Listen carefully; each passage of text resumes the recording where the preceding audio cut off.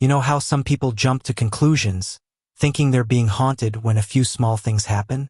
Maybe they hear a slight knock, or something gets misplaced, and suddenly, they're convinced it's a spirit trying to reach out. Most would say that's overreacting. But what if those small things start to pile up? At what point do minor disturbances become something major? My fiancé and I have been living in our current apartment for nearly 10 months now. My first impression of the place wasn't great, but compared to the cramped motel room we'd been living in, this place felt like a paradise. Let me try to explain the layout. It's on the second floor, apartment 3. When you open the door, you're immediately met with a narrow, carpeted staircase. It's so narrow that most furniture barely fits, no matter how much you try. The stairs lead up to a hallway area with a small carpeted path around the staircase. Directly behind you at the top is a closet, and to the left of it, the bathroom. The bathroom feels unsettling, with an old cast iron tub that looks like it was wedged in there against all logic. To the right of the bathroom is the bedroom, which we don't use because it's too cold, so it's filled with clothes and clutter. Across from the bedroom is the living room and kitchen, which is where we spend most of our time.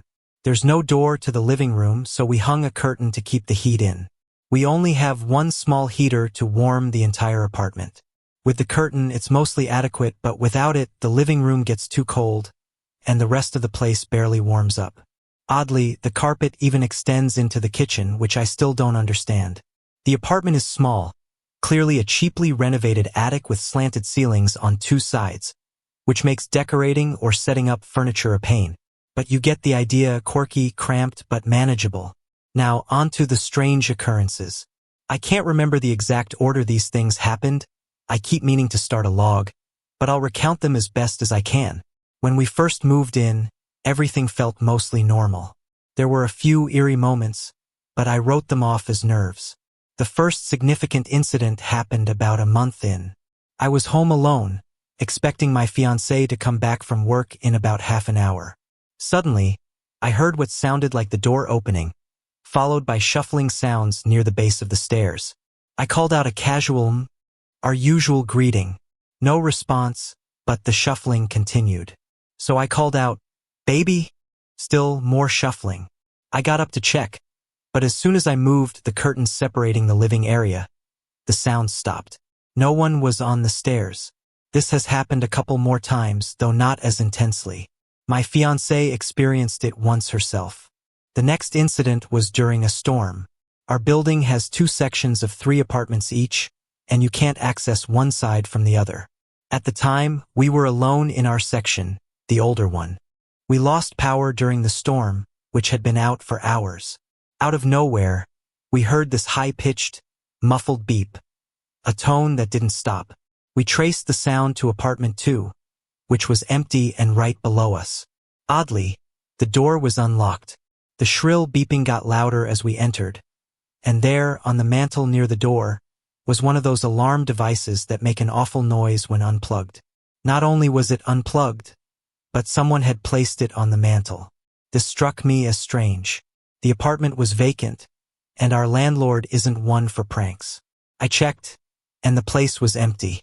The front door to our section is notoriously loud, and you have to slam it shut. If someone had done this and left, we would have heard that door or footsteps on the stairs. This building is old and poorly insulated. You can hear when the downstairs neighbor is walking around. Anyway, I plugged the alarm back in, and it finally shut up. A few weeks later, my fiancée was making dinner and couldn't find the breadcrumbs. She looked for a solid 15 to 20 minutes and eventually gave up, only to find them later in a very obvious spot on our pantry shelf. She swears she didn't overlook them, and when she showed me where they'd been, I believed her. Neither of us would have missed them there. A similar thing happened with our scissors, which reappeared in a noticeable spot after being lost for a couple of days. We've also seen orbs in some photos, though they could be dust, as this place is hard to keep clean. At night, when I'm trying to fall asleep, I hear a tapping sound near my computer area. It sounds like something is pressing on my monitor, creating that subtle crackling plastic sound electronics make when they're squeezed or bent. It happens in rapid, short bursts. There's also a persistent tapping sound coming from the ceiling above my computer that I haven't investigated closely. Lately, I feel like my sleep is being disturbed.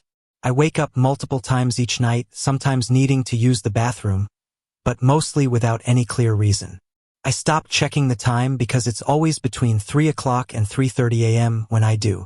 I've also noticed that I keep waking up without covers, feeling freezing. My fiancé and I use 2 comforters since one isn't big enough for both of us. I usually have the larger one, but every morning, I find it lying at the foot of the bed.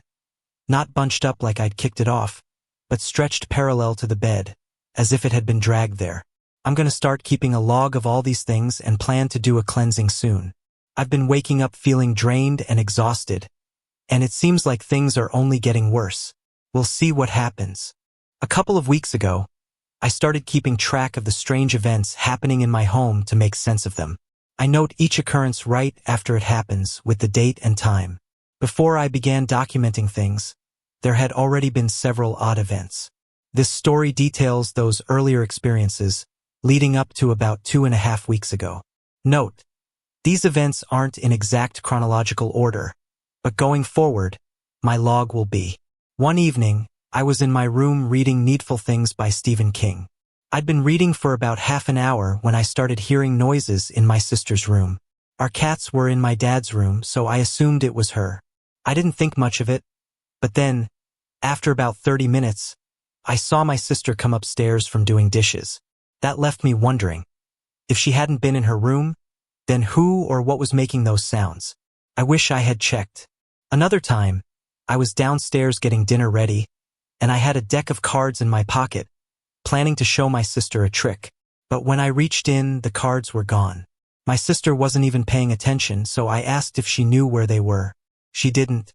Then I noticed them lying neatly on the counter. After dinner, I took the deck back to my room and set it on my dresser. I went to the bathroom, and when I returned, the cards were turned sideways, and one card, the Ace of Hearts, was lying separately on top. Another strange experience was when I was lying in bed. Suddenly, I heard a voice that sounded somewhat like Dora from the cartoon, saying, "Hey!" It seemed to come from nowhere, and I couldn't locate its source. Trying to play it cool, I responded, "Go away!" To rhyme with "hey." Creeped me out, though. I never heard that voice again. One night, I was in bed reading by the faint light from outside when I noticed the top left corner of my paper flipping back and forth. There was no draft, and the movement was slow and steady. The corner would bend forward, pause, then bend back, and it repeated this strange motion a few times, sometimes doing quick flips. I was focused on the paper, so I didn't look around for any explanation. Note, most of these things happened in my room. I'm starting to wonder if that's significant. Another night, while reading Catcher in the Rye for my English class, I heard a loud bang on my sister's door. It sounded like someone had thrown a shoe at it. A few seconds later, my sister came into my room and asked, "Why did you bang on my door?" I hadn't, and I asked her if she was sure she hadn't accidentally hit the door herself. She insisted she hadn't. This happened twice that night. The second time, I asked if her window was open, as wind can sometimes make her door bang. But it wasn't open, so we had no explanation. Another time, I was doing homework in my room with my cat on the bed. Suddenly, my cat jumped a little and turned his head toward the open doorway, staring out into the dark hallway with wide, cautious eyes. I tried to get his attention, but he kept staring. I shut the door halfway, but it made me wonder if he'd seen the shadow figure I've seen before. I've read that animals are more sensitive to the paranormal, though I don't know if that's true. My cat also seems to notice things outside the window sometimes. He often stares out, his eyes following something invisible. Sometimes he even runs from the window, seemingly scared, and hides under my bed or in my dad's room. Once, while lying in bed, I got a sudden urge to stretch my left arm out. When I did, it felt like my arm moved upward on its own, bending back toward me.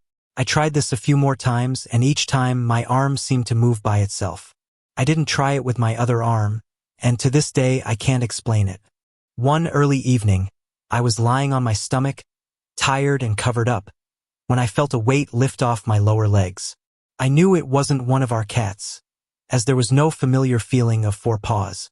It felt like only a few pounds, and when the weight lifted, I felt oddly relieved. I lifted my head, which faced the window at the foot of my bed, and saw something small and whitish milky slide across the floor from under the bed. It was tiny and formless. For a few nights, I noticed lights shining on my walls, similar to the headlights that appear when a car comes up our driveway.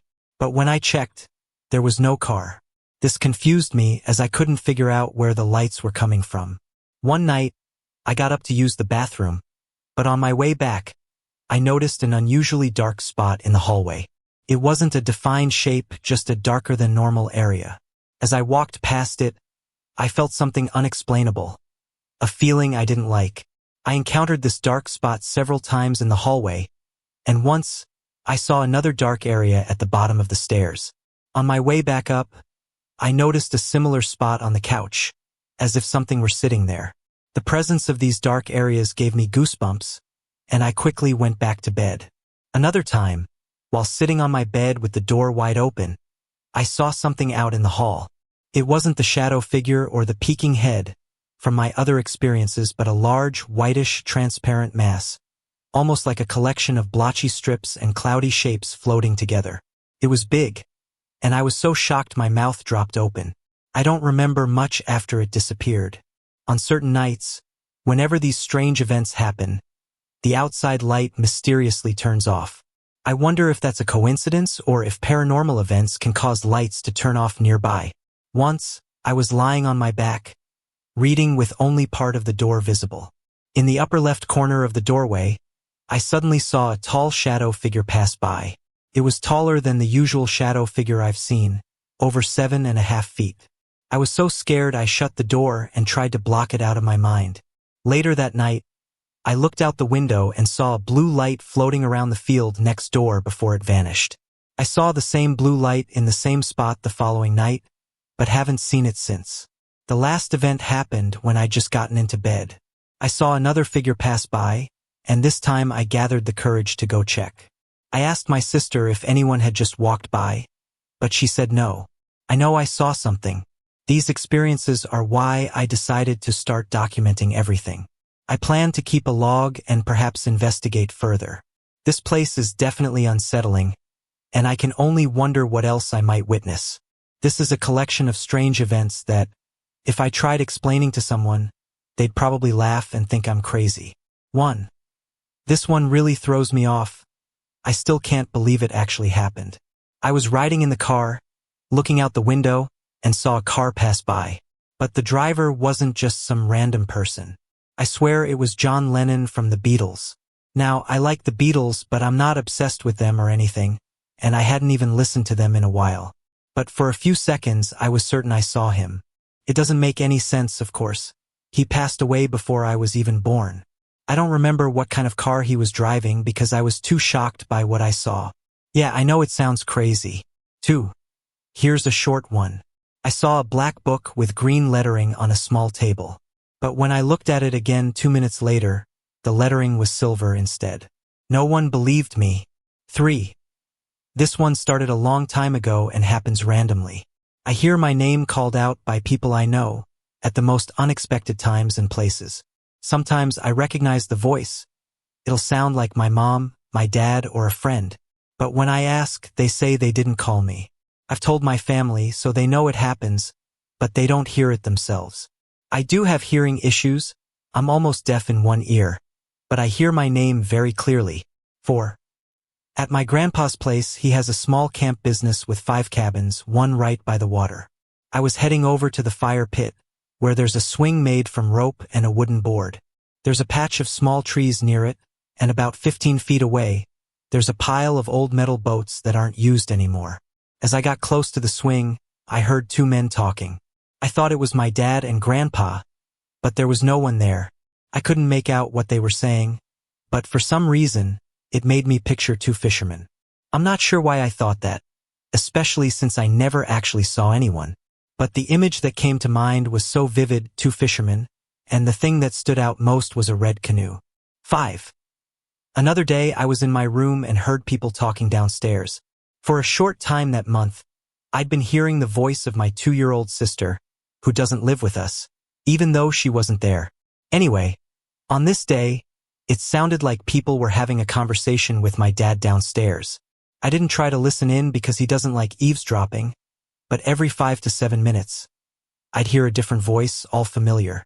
Most of them sounded like neighbors, but none of them had actually visited that day. 6. This one's a bit funny. I was in the kitchen doing my homework, struggling with a math problem, and the TV was on in the living room, making it hard to concentrate. Just as I was about to solve the equation, the TV said, 15. It was exactly the answer I was about to come up with.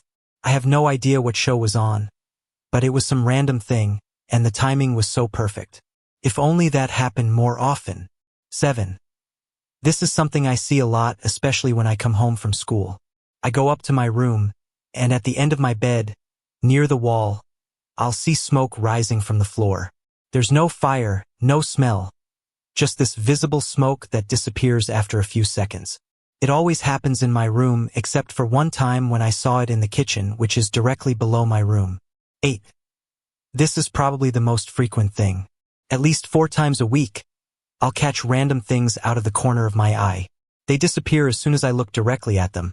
But some of the things I've seen include a black dog lying down, a flower, a light bulb, a boy in a blue shirt, and a spider on the ceiling, which I've seen on multiple days.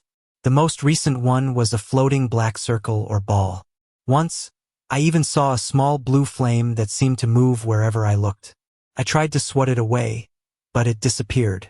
It was like it wasn't really there. So, am I crazy?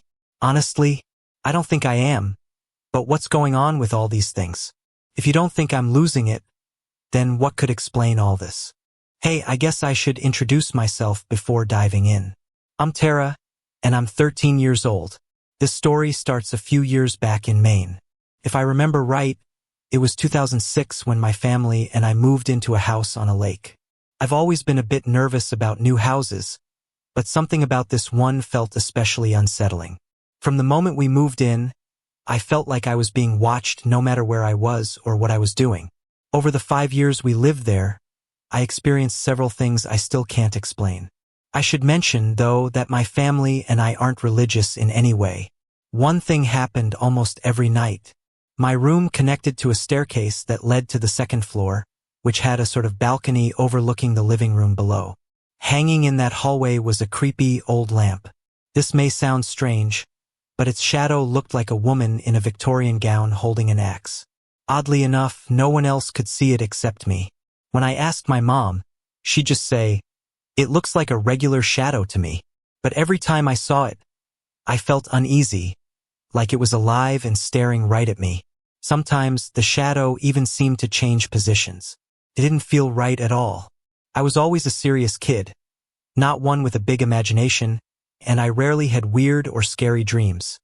Until we moved into that house. One nightmare that really stuck with me was centered around the downstairs bathtub. In the dream, a woman was being drowned by her husband in the tub, with scalding hot water filling it. I saw the police arrive, and there was blood everywhere.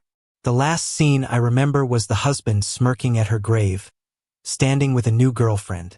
Next to him, I could see the woman's ghost, smiling down as if she'd forgiven him. Another dream I had was of a class trip to the beach. I swam out too far, and something that looked like a giant squid pulled me down, drowning me. I'd wake up from these dreams in a panic, and once, I even saw the ghost of a boy leaning over me, smiling. He was blue, partly transparent. Could have been my imagination, but I feel like it ties into all this somehow. My bedroom had belonged to a little girl before we moved in. There was only one thing left in it when I got there. A porcelain doll sitting on a chair. It had black hair and deep brown eyes. I added it to my own small collection of porcelain dolls, but after about a week, I started feeling an overwhelming sense of creepiness from all of them, not just that one. Eventually, I put them away. Even after that, I'd occasionally hear a little girl's voice, though I could never make out what she was saying. That sums up my experiences over those 5 years. But some important things were happening in my life during that time too. My dad was an alcoholic. He'd get drunk almost every night and sometimes get violent with my mom. Once, he nearly choked her, and I had to pull him off. He went to jail a few times, but each time he got out, he went back to the same behavior. My mom didn't have the courage to stand up to him. Eventually, we had to leave that house because it was foreclosed on. After that, I fell into a deep depression. Bullying at school made things even worse, and my life took a dark turn. We moved into a new house after that. It's a cozy, small 2-story house with a basement that feels more like a regular floor. Built in 1960, it has a living room that opens into the kitchen and dining room. 4 steps lead up to my bedroom, my parents' bedroom, an office, and a bathroom. First, it felt like a normal house and I loved it. But within a few months, it started feeling gloomy, and that unsettling, watching feeling came back. This time, though, it wasn't just there. It made me nervous, even excited, in a strange way. Soon after moving in, I started having dreams of a black-haired, blue-eyed boy. In the dreams, there was fire, smoke, screaming, and his face. I also had nightmares about ghosts and haunted houses. One time, I woke up feeling like someone was choking me. I couldn't move or scream, and I heard a breathy chuckle nearby. After about 20 seconds, it stopped, and I ran from my room in pure terror. I was tested for sleep paralysis, but the doctors found nothing. Since then, I've been too scared to sleep in my room. Now, I sleep in a chair in the living room. Even just going into my room to grab clothes makes me feel unwelcome, like I'm intruding. Around this time, I also began self-harming and having thoughts of suicide. The bullying got worse, and I felt completely alone. My father's behavior improved somewhat, but he still drinks, and when he does, something inside me gives me the strength to keep him away from my mom at all costs. One experience I can't forget happened twice in a row. I was sitting at the dining room table, drawing and listening to music. Bands like Black Veil Brides, Falling in Reverse, and Skillet. I zoned out, letting my hands move on their own. When I looked down, I'd drawn a boy, skin and bones, with hair covering half his face. As I stared at the drawing, I had the gut-wrenching feeling that someone was standing next to me, peering down with a smirk. I was terrified, so I bolted to the living room, shouting, "Leave me alone!" and "Don't hurt me!" Behind the chair I was sitting in was a glass door, and every time I pass it at night, I feel a deep sense of dread. The same experience happened the next night, leaving me shaken. My latest experience was last night. I couldn't sleep because of a strange fear, though I didn't know why. Suddenly, a cool breeze formed around me, and it felt like someone was holding my hand. I heard a faint, deep whisper in my ear, though I couldn't make out the words. Gradually, my fear faded, and I felt protected. Soon after, I fell asleep. Today, I've had the constant feeling of something following me. A cold air that's always close behind. Here are a few extra details that might be important. I've always experienced strange things. My mom says psychic abilities run in our family. After moving here, I found an old journal. It seemed to belong to a man who wrote about starting a novel, betrayal, and rape. I just heard a faint growl behind me while writing this. Our dogs often bark at nothing. I sometimes see a black figure of a man that vanishes as soon as I notice it. A couple of months ago, when I was about to self-harm, I felt someone begging me not to. I didn't listen at first, but after making one cut, a cold sensation washed over me, and I calmed down. That same day, I threw away my knife and stopped cutting. Music, drawing, singing, and dancing, though I'm not great at it, are my life. When I do these things, I feel happy, but weird things often happen when I'm in that creative zone. I'll remember this night for the rest of my life. I must have been around 7 years old when it happened. That night, I woke up to the sound of footsteps coming from the kitchen. Our kitchen was next to my bedroom, and it was huge, square-shaped, with my brother's room on one side. Across from his door was a hallway leading to the living room, which was set up in the same square layout as the kitchen. My sister's and my parents' bedrooms were off the living room, and the bathroom was across the hall from my parents' room. Our apartment was spacious. It used to be the basement of the building, with a large wall in the center that separated the kitchen from the living room. It was a roomy place for the 5 of us. The footsteps sounded slow and steady, like the tap of a gentleman's dress shoes. At first, I thought it was my dad walking around, but I quickly realized it couldn't be him. My dad didn't own shoes that made that tapping sound, and he'd never be pacing the kitchen in the middle of the night. He wasn't the type to disturb us if we were sleeping. The footsteps went back and forth across the kitchen, from my brother's side of the table to my side near my bedroom door. I always slept with my door wide open in that apartment, only closing it during the day when I wanted privacy. Once I realized it couldn't be anyone in my family, I started to feel scared. As I listened to the pacing, my curiosity turned into fear, and my heart began to race. I didn't know who it could be. I tried to calm myself by turning toward the wall, hoping to fall back asleep. Eventually, I drifted off, but I must have only slept for a few minutes because the room was still dark when I woke up. I rolled over to face my bedroom doorway, and there, in the doorway, stood a man. He looked real. Not like a ghost, but solid and lifelike, as real as you or me. He just stood there, staring at me, calm and relaxed, as if he had every right to be there. I got the feeling that he'd been pacing to wake me up, that he wanted me to see him. He wore a top hat and a suit, looking like a distinguished gentleman from the 19th century. He reminded me of Abraham Lincoln. I didn't know why he was there, just staring at me, and the sight of him terrified me. I quickly pulled the covers over my head, my heart pounding. I lay there, breathing heavily and sweating, desperately wanting morning to come. Eventually, I got up the courage to peek out from under the covers, but he was gone. To this day, I'll always remember that night. That wasn't the only strange experience I had as a kid. In another apartment, still in the same town, I had another encounter before I saw the Abraham Lincoln figure. One night, I woke up in the early hours, which was unusual for me. I opened my eyes and saw a tall, pale man with dark hair standing by our bedroom window. We lived on the 5th floor, and he was looking out as if watching the road or maybe the neighbor's home below. I did the same thing as before, pulled the covers over my head. But this time I felt a bit braver. When I peeked out again, he had turned and was staring directly at my sister. The way he looked down at her, with her neck exposed, scared me even more. His gaze was fixed on her neck. He looked like a classic vampire, with dark hair, handsome features, a thin build, and, believe it or not, a cape. I know it sounds strange, but he really did look like something out of Hollywood. I felt angry that he was invading our space, and I wanted to protect my sister. So I ran to her bed, pulled the covers over both of us, and kept watch. She slept through the whole thing, and I didn't want to wake her and make her feel the same fear I did. After a while, I peeked out again, and he was gone. The next morning, I told my mom about what I'd seen. She said that she'd seen the same man, walking toward our front door to leave. She told me she'd sat up in bed and mentally told him to get the hell out. Apparently, she felt just as angry about him being there as I did.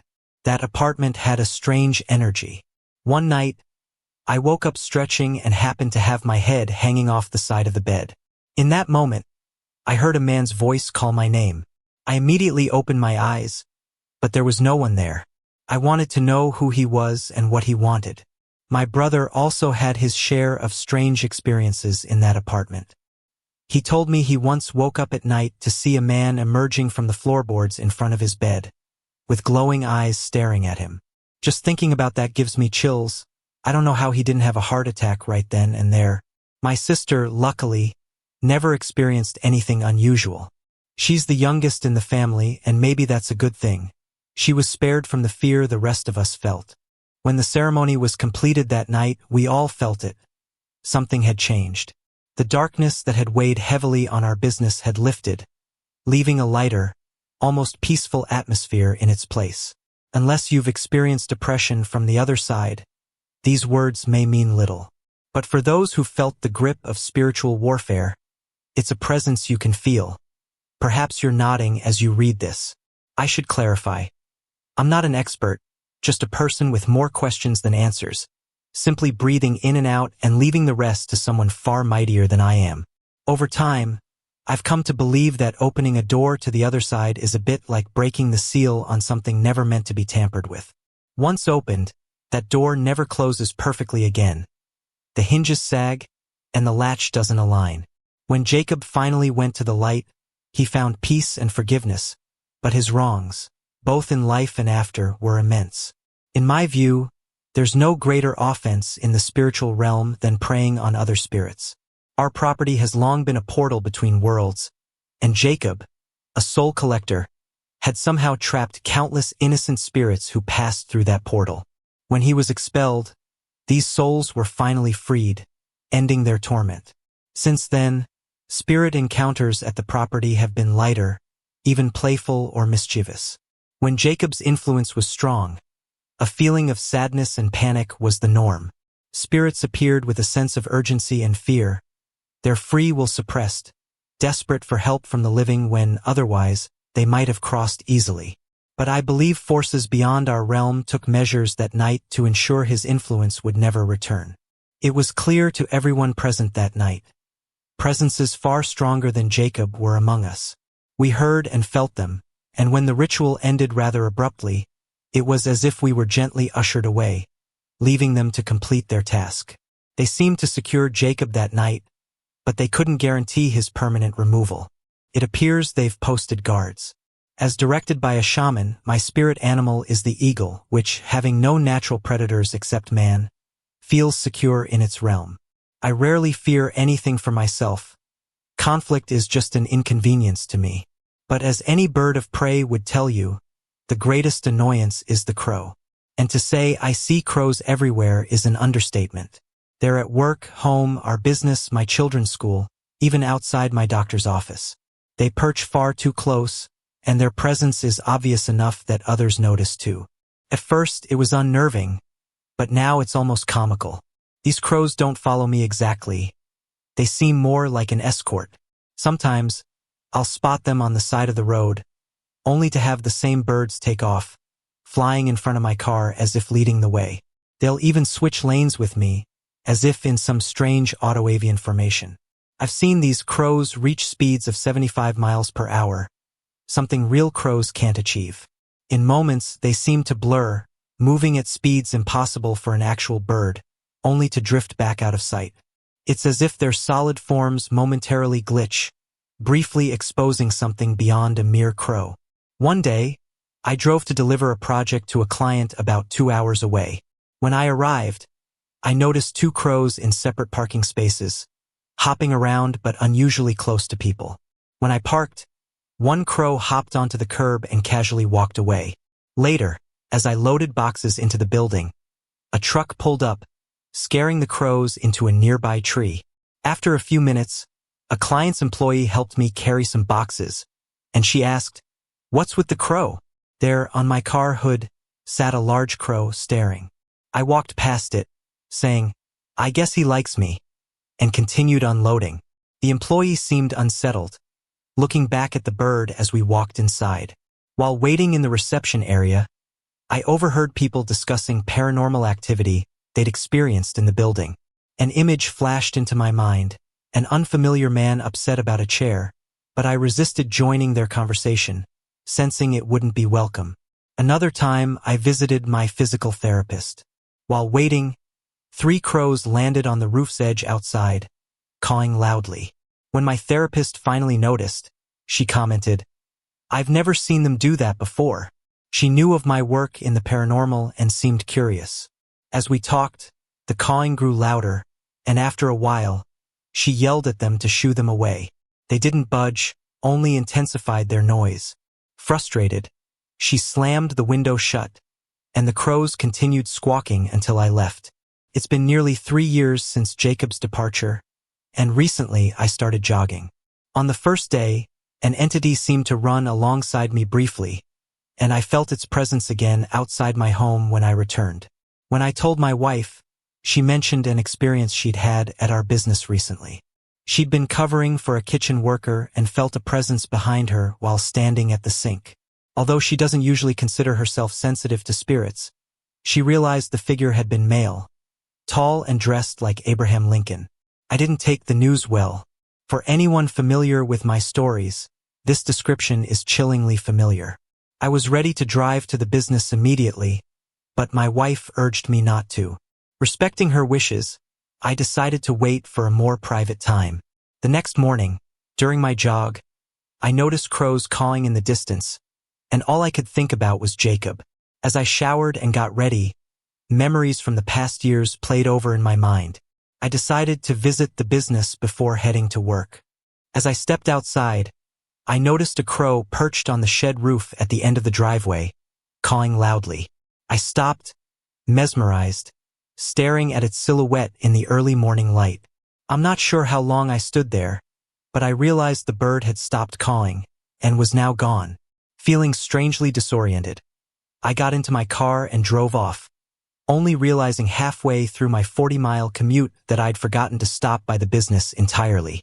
Reflecting on this since, I feel that both sides are guarding the door now. Just as I feel a responsibility to protect my family, it seems whatever is keeping Jacob at bay also has some influence over my actions. It seems that a confrontation would disrupt the balance we currently maintain. So far, there's been no further evidence of Jacob's return, and nothing has harmed the property or my family, at least not yet. I'm glad to finally write this down. I should have done it years ago. I can't remember exactly how old I was, but I know I was in the second grade, about 20 years ago. I remember drawing pictures in class the day after this happened, trying to capture what I'd seen. At the time, my family was living in an old farmhouse on the outskirts of Freeport, Maine. I was lying in bed, trying to fall asleep. My bedroom door was open, as was the door to my little brother's room. From my bed, I could see part of his room due to the layout of the house.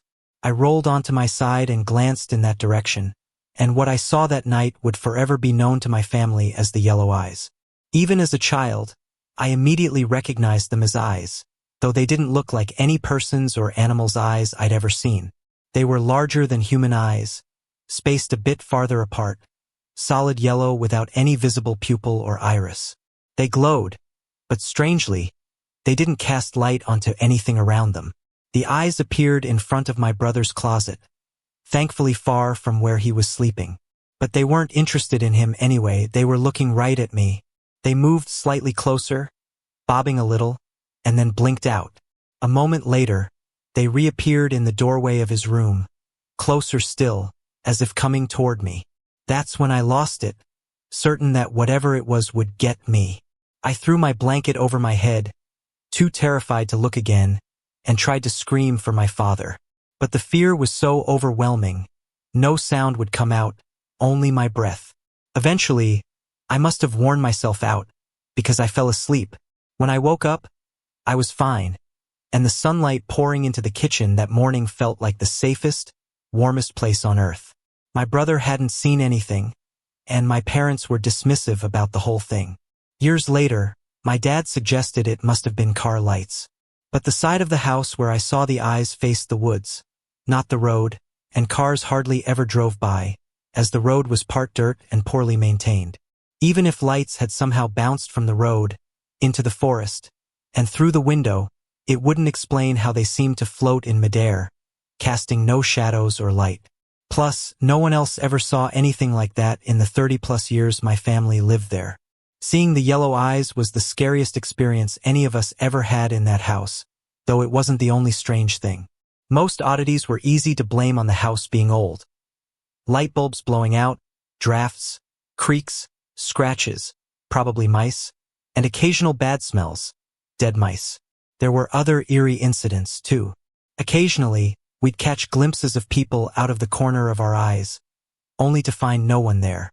My dad said that before any of us kids were born, my mother claimed to have heard children's voices in the house, though she doesn't remember it now. One time, one of my brothers woke up choking himself, which scared him, though people can do odd things in their sleep. When my sister was a teenager, she once heard something thrashing around in her closet. It sounded big, but we assumed it could have been a squirrel or something small making a lot of noise. The only other incident that really shook me was when I was a teenager watching TV. There was a small perpetual motion toy on top of the TV, and out of nowhere, it flew off and nearly hit me. I calmly turned off the TV, left the room, and kept telling myself that the sound vibrations must have flung it at me. But it's the yellow eyes that haunt me the most, not just because they terrified me, but because I still want to understand what I saw. Despite the occasional strangeness, we never really thought of the house as haunted. It was our home, and in many ways, it still feels like home even more than the place I share with my husband now. It was a wonderful place to grow up, full of character. But it always felt alive, like something else was there, even when I was alone. My mother still lives there and has never seemed scared or thought anything paranormal was going on. I've never done any real research on the property, but the farmhouse is well over 100 years old. When I was young, it had an L, a wing of the house, and 2 barns, though my parents had to tear down the L and 1 barn due to disrepair. My brother's room, where I saw the eyes, was unique. It had a trapdoor to the attic, which none of us ever went into, and a small door in the wall that likely led to the L or crawl space. The closet door also frightened us as kids. It had a large oblong knot that spanned almost the height of the door, with 2 points at the top like horns, giving it a vaguely sinister look. The remaining barn had an unusual feature too, a child-sized black handprint at the base of a charred beam, almost as if it were burned into the wood. More likely it was black paint or oil, but it still left an impression on us. I can explain away most of these details, but the yellow eyes make me a believer. I've been afraid they might return my whole life. I needed a nightlight until I left for college, and when I came home on breaks, I'd fall asleep with the TV on. Even now, when I visit with my husband, I feel a bit uneasy at night.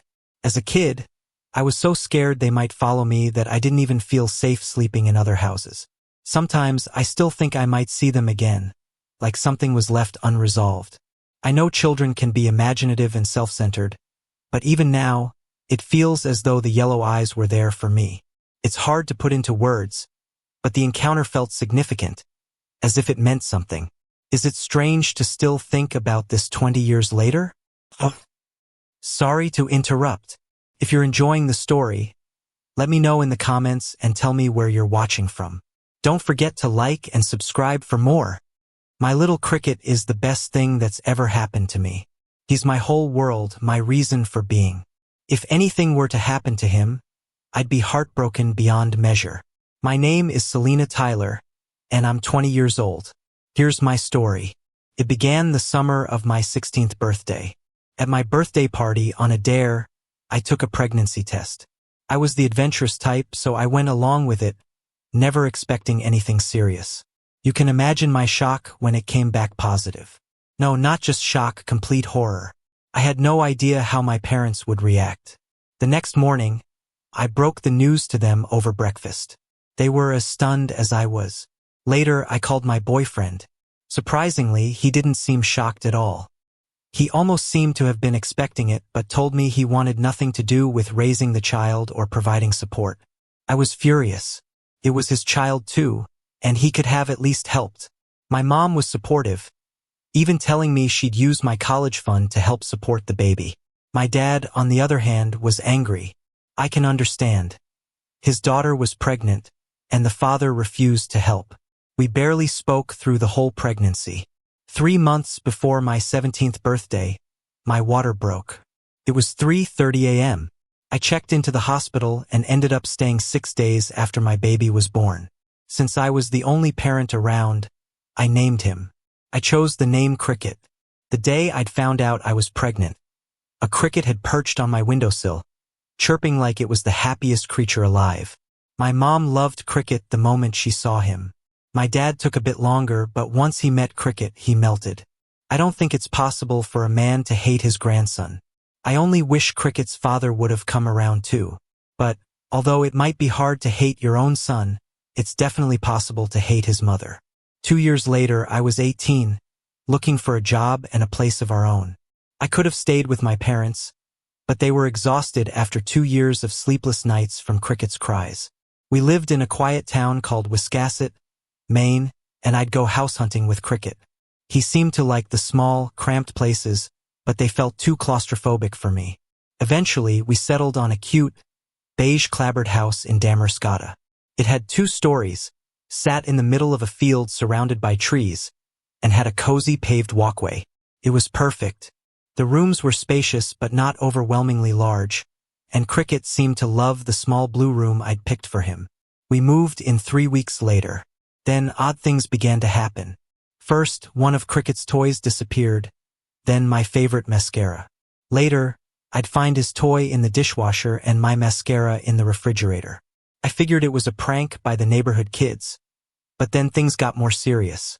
One day, as I was driving home from my new job as a secretary, my car swerved on its own. Another time, while making dinner, I heard a loud thump from upstairs. I rushed up to find Cricket hanging upside down from his bed. I screamed and quickly got him down, completely shaken. One night, I woke to the sound of Cricket wailing in his room. I tried to get up, but I couldn't move, like something was holding me down. Panic set in. If I couldn't move, how could I help Cricket? I lay there, trapped, listening to my baby cry. After a few long minutes, the weight lifted, and I rushed to his room. The moment I entered, I froze.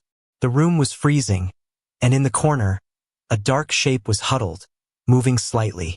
I began to hyperventilate as the figure straightened and slowly approached Cricket's crib. I was about to scream when suddenly, a warm, sweet-smelling breeze filled the room. A bright light flared from the ceiling, flooding the space with the scent of flowers and fresh grass, like a field in spring. In the center of the room stood a tall woman in a flowing white dress. She crossed herself, murmured a few words in Latin, and the dark figure writhed and vanished. Cricket calmed down instantly, curling up and falling asleep with a smile. The woman turned, bowed to me, and walked straight through the wall. Marie McIntyre was widowed in 1831 at the age of 41. Left with a 985-acre farm and 4 daughters, she faced a new life alone. The 1830 census showed all the residents of her household as white, and listed a man named Edwin among them. Edwin's exact role remains unclear, though it's presumed he was a hired hand with no known blood ties to the McIntyres. At the time of Marie's husband's death, the McIntyre daughters were all teenagers or in their early 20s. In the 1840 census, everyone from the previous decade was still listed, except Marie's late husband. An additional member, however, was now part of the family. A 7-year-old boy named Jacob, listed as Indian. Historical accounts suggest that Native Americans often worked as migrant laborers on farms in the area, traveling from one farm to the next during harvest seasons. It's believed Jacob was from one of these Native American families, either abandoned or taken in by the McIntyres in the 1830s. Despite being listed as a son, with the McIntyre surname, no birth or adoption records exist to confirm any formal connection. By 1860, Jacob, now 27, was the only other listed occupant on the farm with Marie and Edwin. It's presumed that all 4 McIntyre daughters had married and moved away, though I could only trace one through a marriage certificate. Edwin passed away in June 1861, and Marie followed 3 years later. Marie's 1859 will left the property to her 4 daughters, dividing it equally. There was no mention of her adopted son, Jacob, in her estate planning. Then, in 1864, a strange incident occurred. Jacob was arrested at the town cemetery. According to records, he had started a fire near the McIntyre family graves, including his mother's. He appeared to be performing a Native American ritual, drawing the attention of townspeople who extinguished the fire and held him until authorities arrived. The news article at the time indicated he was held briefly for disturbing the peace, though no trial records were found. The 1870 census lists Jacob Hank McIntyre, now a farmhand, living on a nearby property with his 6-year-old daughter, Naomi, also listed as Indian. No records clarify her origins, whether through marriage, adoption, or other means. Naomi's presence on the census remains a mystery. Then, in 1878, county court records show that Jacob was arrested and sentenced to 10 months for prostituting his 14-year-old daughter. By the 1880 census, he was living at another nearby farm with his 16-year-old daughter. This time, her name was listed as Naomi Waters McIntyre. That summer, Jacob reported Naomi missing, stating he assumed she had run away and only reported her absence after several months. 6 months later, Jacob was found dead behind the home he'd been raised in, reportedly succumbing to the cold after drinking heavily. At his sister's request, Jacob was buried at an undisclosed location rather than in the McIntyre family plot. Records of Naomi, or Naomi Waters McIntyre, end in 1880.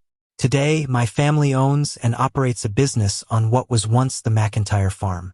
Our personal residence also sits on a portion of the original property. A psychic once told us that an Indian girl named Running Waters is buried nearby, likely Naomi, and hinted she may have died by Jacob's hand. Over time, the experiences we've recounted of family, employees, and a paranormal investigation team have led us to believe that Jacob is the source of many negative encounters on the property. Once we identified him as the root of our issues, the paranormal team began preparing for a return visit to encourage Jacob to move on. The team leader suggested that if he resisted, we could perform an exorcism. Jacob's increasing aggression, especially toward women on our property, made his resentment clear. Denied a share of the McIntyre property after his mother's death, he seemed to despise our family's female staff, and his hold on the property grew hostile. As the exorcism date approached, Jacob's attempts to intimidate us intensified. One morning, our 12-year-old daughter entered the pantry at our business and encountered a black, shimmering figure in the shape of a man, which extended its hand before vanishing. Terrified, she ran to my wife, who had also noticed strange phenomena. The stereo in her office would turn on and off by itself, startling her and clients alike. The paranormal team members faced their own encounters. One intuitive woman who'd never seen an apparition was on her way home from work one night when Jacob appeared in the road before her car. Unable to stop, she drove straight through him, but there was no sound, no thump. She sensed his disappointment. He had meant to scare her. The team leader herself began dreaming about a man she was sure was Jacob, but he couldn't intimidate her, despite his attempts. He didn't stop there. One night, the team leader dreamt she was repeatedly slapped. She awoke after the third slap, finding blood in her nose and pain in her cheek, though there was no visible handprint. Convinced it was Jacob, she prepared herself for his last-ditch efforts. Jacob tried to target me too. Driving home from work one night, I kept noticing something in the rearview mirror, a subtle presence. Then, the face of a female friend of my wife's, whom I'd met recently, popped into my head. It was strange. There were no inappropriate thoughts, just a sudden idea that if we called off the exorcism, she could be mine. Realizing Jacob's manipulations, I laughed out loud. "Is that the best you've got? You're so weak," I shouted, feeling more resolved than ever. Finally, the team arrived for the exorcism. We began with protection prayers and blessings at our home, then moved to the business. Surprisingly, one of the team members had changed her mind, insisting Jacob was too afraid of judgment and begging us not to force him out. She believed he would make things worse for our family if we tried. The team leader respected her view but reminded her that our family had made the decision, and Jacob needed to leave.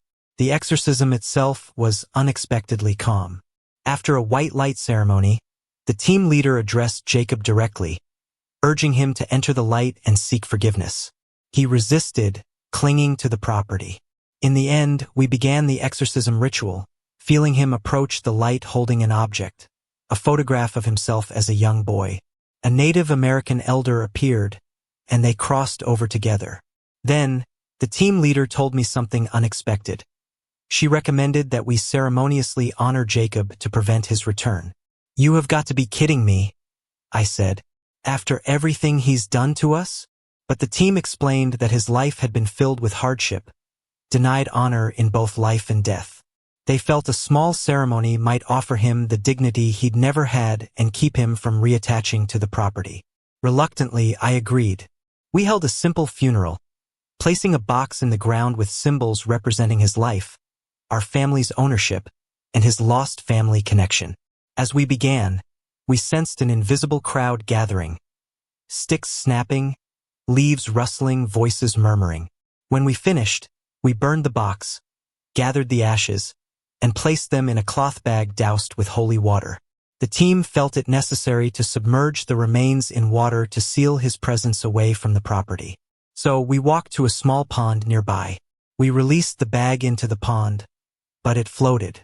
As I tried to sink it, the presence in the woods grew agitated, branches snapped, and the voices grew louder. The team leader suggested we leave, feeling the spirits in the woods would handle the rest. She assured me that if the bag didn't sink, we'd find a sign to check the pond in the morning. That night, strange occurrences continued at home. My wife lost power while I was away, and our 3-year-old son asked why there was a man in the closet. As she lay awake, she heard 2 women's voices, as if unseen spirits were protecting her and the children. The next morning, I returned to the pond. The bag had finally sunk. In my 24 years, I've had numerous encounters with the paranormal. I've decided to record each one individually, in chronological order, starting with my very first experience. The mirror ghost. When I was younger, I used to sleep in a bedroom on the 2nd floor of my parents' 2-story house. But when my younger brother was born, I was 5 at the time. My parents moved their bedroom and mine downstairs, creating a 3rd room downstairs for him. The final layout had my room on the right at the bottom of the staircase, my brother's room next door on the right, and the downstairs bathroom straight ahead. My parents' room was on the left, across from my brother's. In my room, my bed was on the right, along the wall that bordered the staircase. Beside my bed, on the left, sat a small nightstand. Along the wall shared with my brother's room stretched a long, low dresser with a large mirror in the center. Ahead were 2 closets. One narrow with mirrored accordion doors, and the other a wider closet with 4 pastel pink, shuttered doors that concealed the oil tank. A high dresser stood in front of the pink closet, with my TV on top.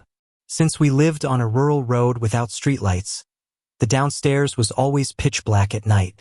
My parents installed a nightlight in every room, so we wouldn't bump into walls if we needed the bathroom in the middle of the night. That night, I crawled into bed, and my parents tucked me in as usual.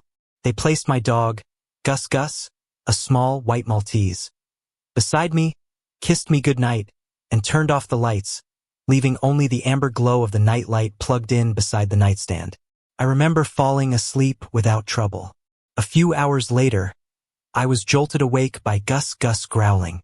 Gus Gus was a sweet dog who never growled at anything that wasn't an obvious threat, so hearing him growl immediately scared me. The vibrations from a train track a mile or so behind our house sometimes made him bark when I first got him at age 2. But by then, he'd only chuff at the noise and go back to whatever he was doing.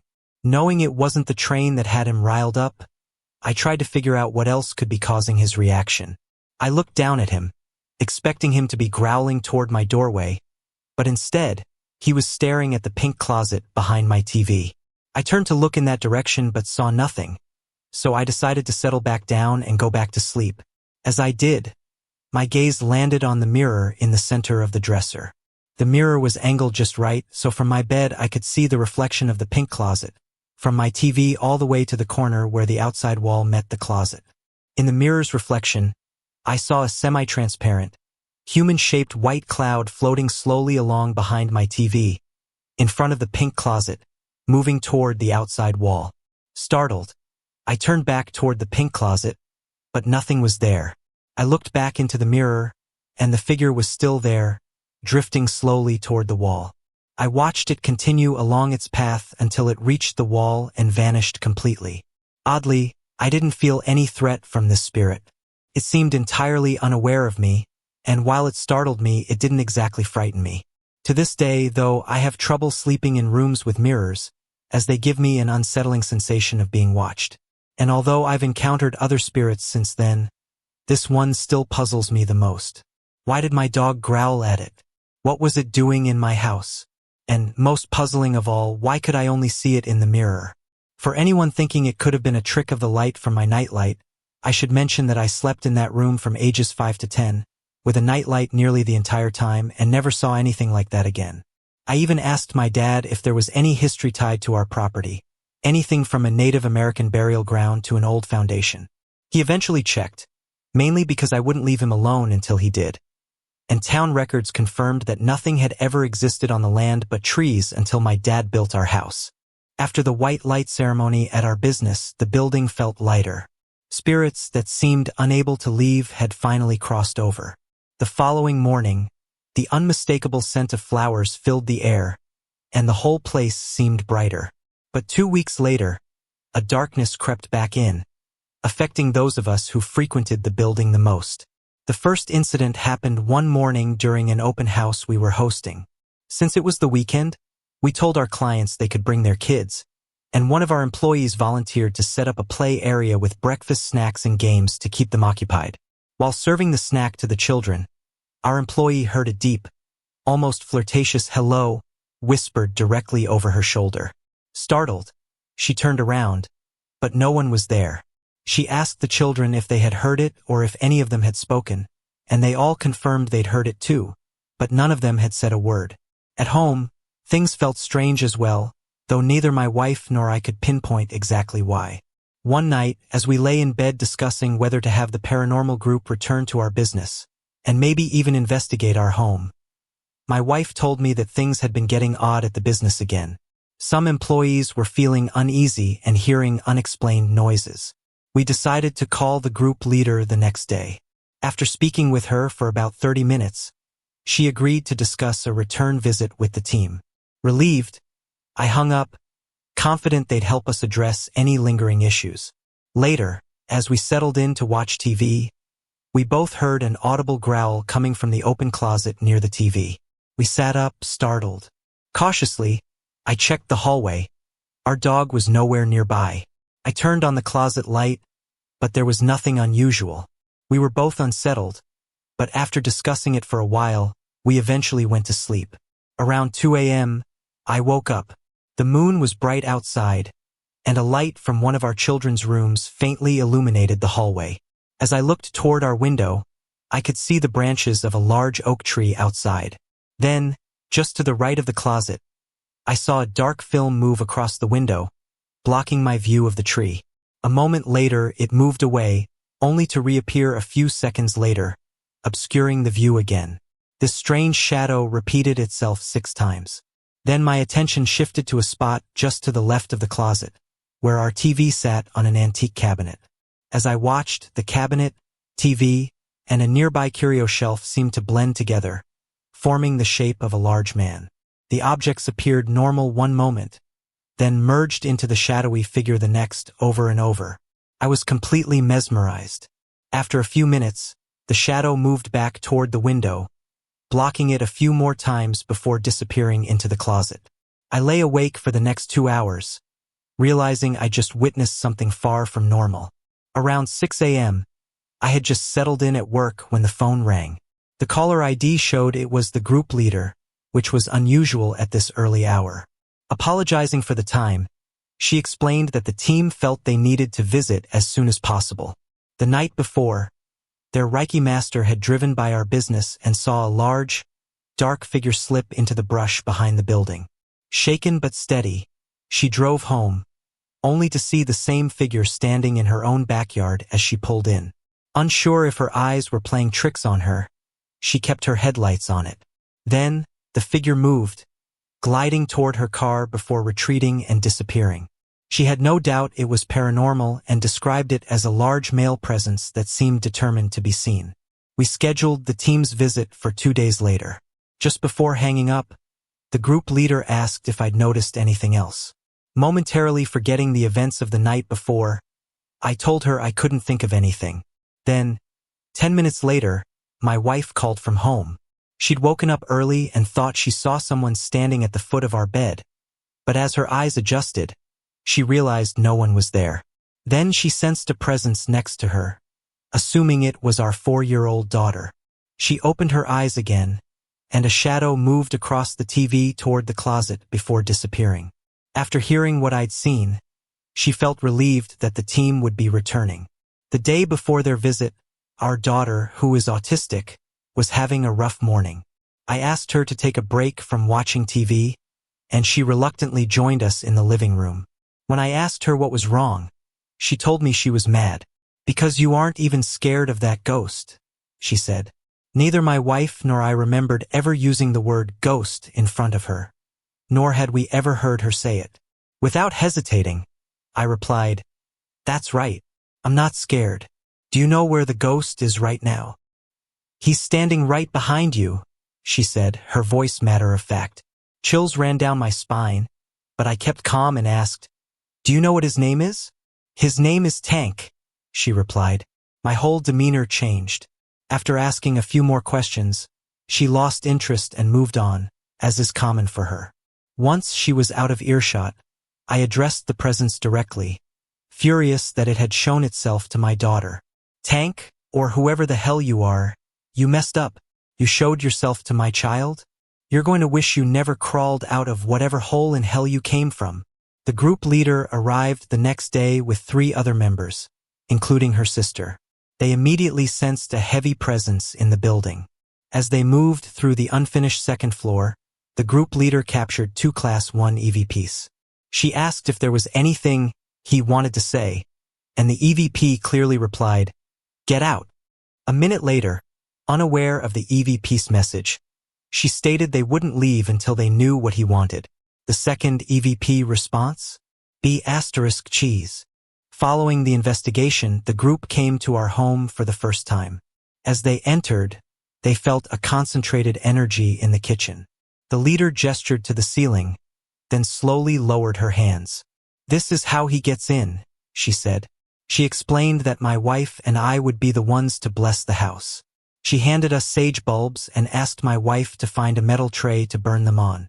But when my wife tried to speak, she seemed paralyzed, unable to move or say a word. She was furious internally but unable to act. Sensing this, the group leader placed her hands on my wife's temples, telling her to just think until the feeling cleared. Once free, my wife retrieved the tray, shocked at what had just happened.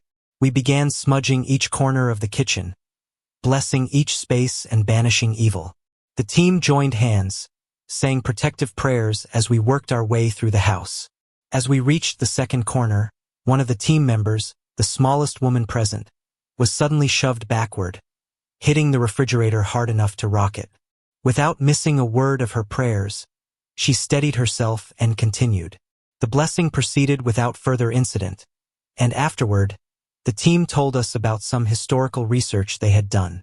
The leader shared that the original property deed had belonged to Marie McIntyre and that her son, Jacob McIntyre, had been involved in various dark practices in the area. She didn't know much more yet, but felt certain Jacob was responsible for the disturbances. We shared our conversation with our daughter about Tank. The team leader listened intently, nodding as I relayed what my daughter had said. She then pulled a file folder from her car, handed me a photocopy of an 1864 newspaper article, and pointed to a name, Jacob Hank McIntyre.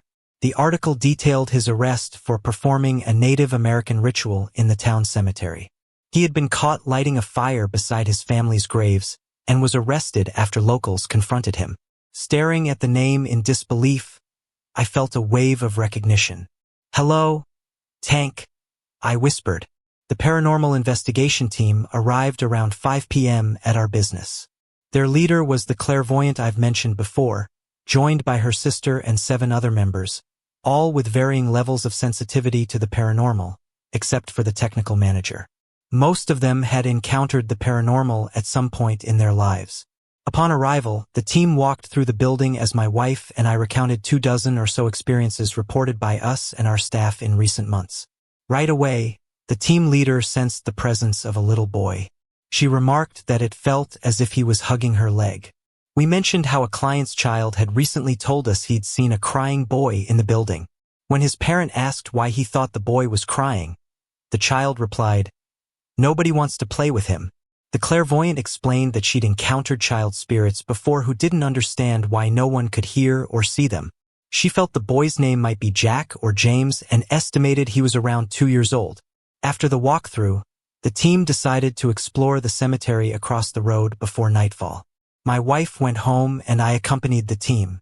They weren't looking for anything specific but were interested in finding headstones of past property owners. Leading up to the investigation, the team's research specialist had traced the property's ownership back to 1820 and gathered deeds and transaction documents. At the cemetery, we were immediately greeted by 2 cats, who I assumed were from a nearby home. We wandered around for about an hour, with some team members petting the cats as they followed us. Then, the team leader's sister, who had gotten a bit ahead, called to us. She noticed one of the cats rubbing persistently against a particular headstone. The headstone marked the grave of a father named Jedediah, with his family's stones arranged around him, though their names were too faded to read. Jedediah's ornate headstone drew the sister's attention, so she used materials she'd brought to etch the emblem at the top of his stone. Afterward, the team leader asked her to try etching the two children's headstones beside Jedediah's. The first revealed the name James, who had died at age 4. The team leader noted it could be a coincidence but wondered if the spirit's age was presenting differently. When the second child's etching revealed the name Jack, who had died at 22 months, no one doubted we might be on to something. And as we left, we realized the two cats had vanished. No one had seen them again after we found the family plot. Back at the building, the team set up their equipment while I returned home, still overwhelmed by our discovery. I couldn't stay away for long, though, and went back around 8 o'clock to check on things. They shared what they'd been doing and described some encounters. One incident took place in the oversized eaves, accessible through an upstairs bedroom closet. With me in tow, the team returned to the spot, but the presence they'd sensed earlier was gone. As we entered the second bedroom, however, their K2 meters and EMF detectors went wild. The team leader sensed a negative presence, but as quickly as it appeared, it was gone, and the readings dropped to 0. Walter in the basement. We went downstairs to a room that had served as living space in the old farmhouse. The team leader and her sister immediately sensed the presence of the little boy they detected earlier. As others in the group gathered around, several also sensed the boy's presence, and they said he seemed frightened by all the attention and began to cry. The leader asked everyone to back away, leaving her sister and a grandmotherly member of the team to comfort the boy. The rest of us moved to the kitchen, where the team leader was drawn to the pantry. She said she could sense a woman's spirit pacing back and forth. The EMF detectors spiked as she described the woman's frantic energy. She asked the spirit her name, and later, upon reviewing the recordings, they confirmed the name Sonia. The leader began asking questions connected to prior experiences we'd shared, including whether Sonia liked to stay in the kitchen and whether her husband had served in the military. Around this time, the team leader's sister and the other woman rejoined us, saying the boy's spirit had left the room. The team leader and her sister offered their energy to help Sonia continue communicating. Then the leader asked, "Walter in the basement? Is Walter your husband? Why is Walter in the basement?" Immediately, the spirit dissipated, and the EMF readings returned to normal. "Well, I guess we have to go see Walter in the basement," she joked, moving toward the stairs. Standing at the back, I quietly said, "It's not Walter in the basement." "What?" she asked. "It's not Walter in the basement. It's water in the basement. There's a dug well down there." I later learned the team leader was usually assertive and no-nonsense, but at that moment, she seemed touched, her lip quivering slightly as she absorbed my words. "Show me the well," she said. I led the group down to the basement. I had shown them the area earlier, but I hadn't explained the purpose of the raised wooden structure covering the well. As we entered the old, stone-walled basement, a gust of air hit my left side, like a passing truck. "Did you see him?" one of the team members asked from behind me, describing a man in dirty overalls and a white shirt who had just run past me. When we reached the well, the leader instructed everyone to join hands around it. "Jedediah," she called, "where is the boy?" No one spoke for a long minute. My stomach nodded. "Oh my God, he's in the well," her sister whispered. The group collectively held their breath, realizing the boy's spirit might be trapped. "His father can't reach him," her sister cried, and the leader immediately took charge. "Everyone close your eyes. Visualize yourself in the water, lifting the boy. Jedediah, grab your son." I suddenly felt a deep cold settle over me, as if I were in a boat rocking on icy water. The woman beside me began shivering. "Don't let go of each other's hands," the leader instructed. "We have to help him reach the boy. Everyone lift him up. Jedediah, reach for him." "He still can't reach," her sister whispered. The basement seemed darker, as though the light above us was dimmed by thick dust. Push him up. Jedediah, you have to reach. Grab him. Suddenly, the leader's sister spoke softly. He's got him. Her voice held disbelief, as if she couldn't believe it herself. The leader's voice softened. Jedediah, take your son to your wife. Take Jack to her. She's waiting for you. Give her the baby, she added, and I squeezed my eyes shut to keep from crying. As I did, a bright flash went off behind my eyelids, and I opened my eyes, certain someone had taken a photo. But all were still standing, holding hands. They went into the light, the leader announced. They're together now. There wasn't a dry eye in the basement as we all stood, overwhelmed, feeling as if we'd crossed a finish line. No one spoke for several minutes. Finally, a thought entered my mind. We did a good thing. Yes, we did, the team leader said quietly, her own tears falling. And when she finally broke, the rest of us did too. It was a typical summer evening around 7 o'clock as I finished some plumbing repairs in the converted farmhouse where our business is located. I packed up my tools but decided to leave some upstairs for the night, rather than carrying everything to my truck. The second floor, used mainly for storage, hadn't been renovated like the rest of the property and remained untouched since we purchased it 2 years ago. The property, as I've mentioned before, is highly active with paranormal occurrences. Through research, we learned that this building and the land our home sits on, 3 miles away, were once part of a single large farm, suggesting that the same forces might be haunting both locations. A month prior, a clairvoyant had told me about a Native American girl buried somewhere in the woods surrounding our home. Since an encounter with her, see The Hunt, the previous fall, unusual and somewhat menacing events had become more frequent. One of these occurrences happened late one evening after my family had gone to bed. I was lying in bed watching TV on mute. My wife was asleep beside me, and I was idly flipping through channels, trying to find something worthwhile. It had been an unusually hot spring day, so our bedroom windows were open to catch any cool breeze.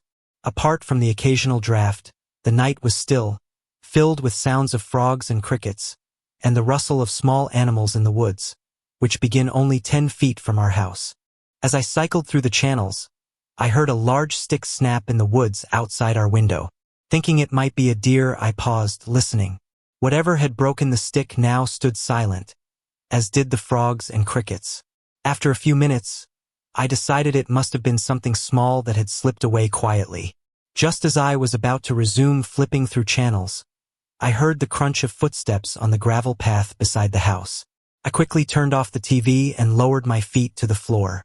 As I stood, a rustling started in the distance, rapidly growing louder as it shook the leaves and branches, transforming into a strong gust of wind that blew directly into our bedroom through the open window. As I reached to close it, I heard our front door downstairs blow open and slam against the wall. The sound jolted my wife awake, confused and asking what was happening. I told her the wind had blown the door open, and she sighed, rolling over to go back to sleep. I headed downstairs to close it. Our front door has blown open before when left unlatched, so I assumed one of the kids who had come home earlier had forgotten to lock it. As I reached the bottom of the stairs, a light from the living room dimly illuminated the doorway, allowing me to see. Just as I reached for the door, I heard a loud scraping sound, like our dining room table sliding across the floor. The noise seemed too loud to be caused by one of the cats, but hearing nothing more, I resumed closing the door, checking the handle, and discovered the lock was engaged. Assuming it had simply not been fully closed, I guided it toward the frame. But just as it was about a third of the way closed, the door was yanked from my hand and slammed shut with enough force to shake the entire house. I froze, realizing this was no simple gust of wind. Unsure of what to expect next, I turned from the door and walked to the dining room to investigate the earlier noise. Our Shetland sheepdog, normally assertive toward any visitors, was wedged between one of the dining room chairs, trembling and standing in a puddle of his own urine. Whatever had slammed the door and frightened him had been no ordinary occurrence. After calming the dog and cleaning up, I double-checked the windows and went back upstairs. "You didn't have to slam the door," my wife mumbled. I apologized, telling her it had slipped from my hand, though my mind was racing to understand the event's significance.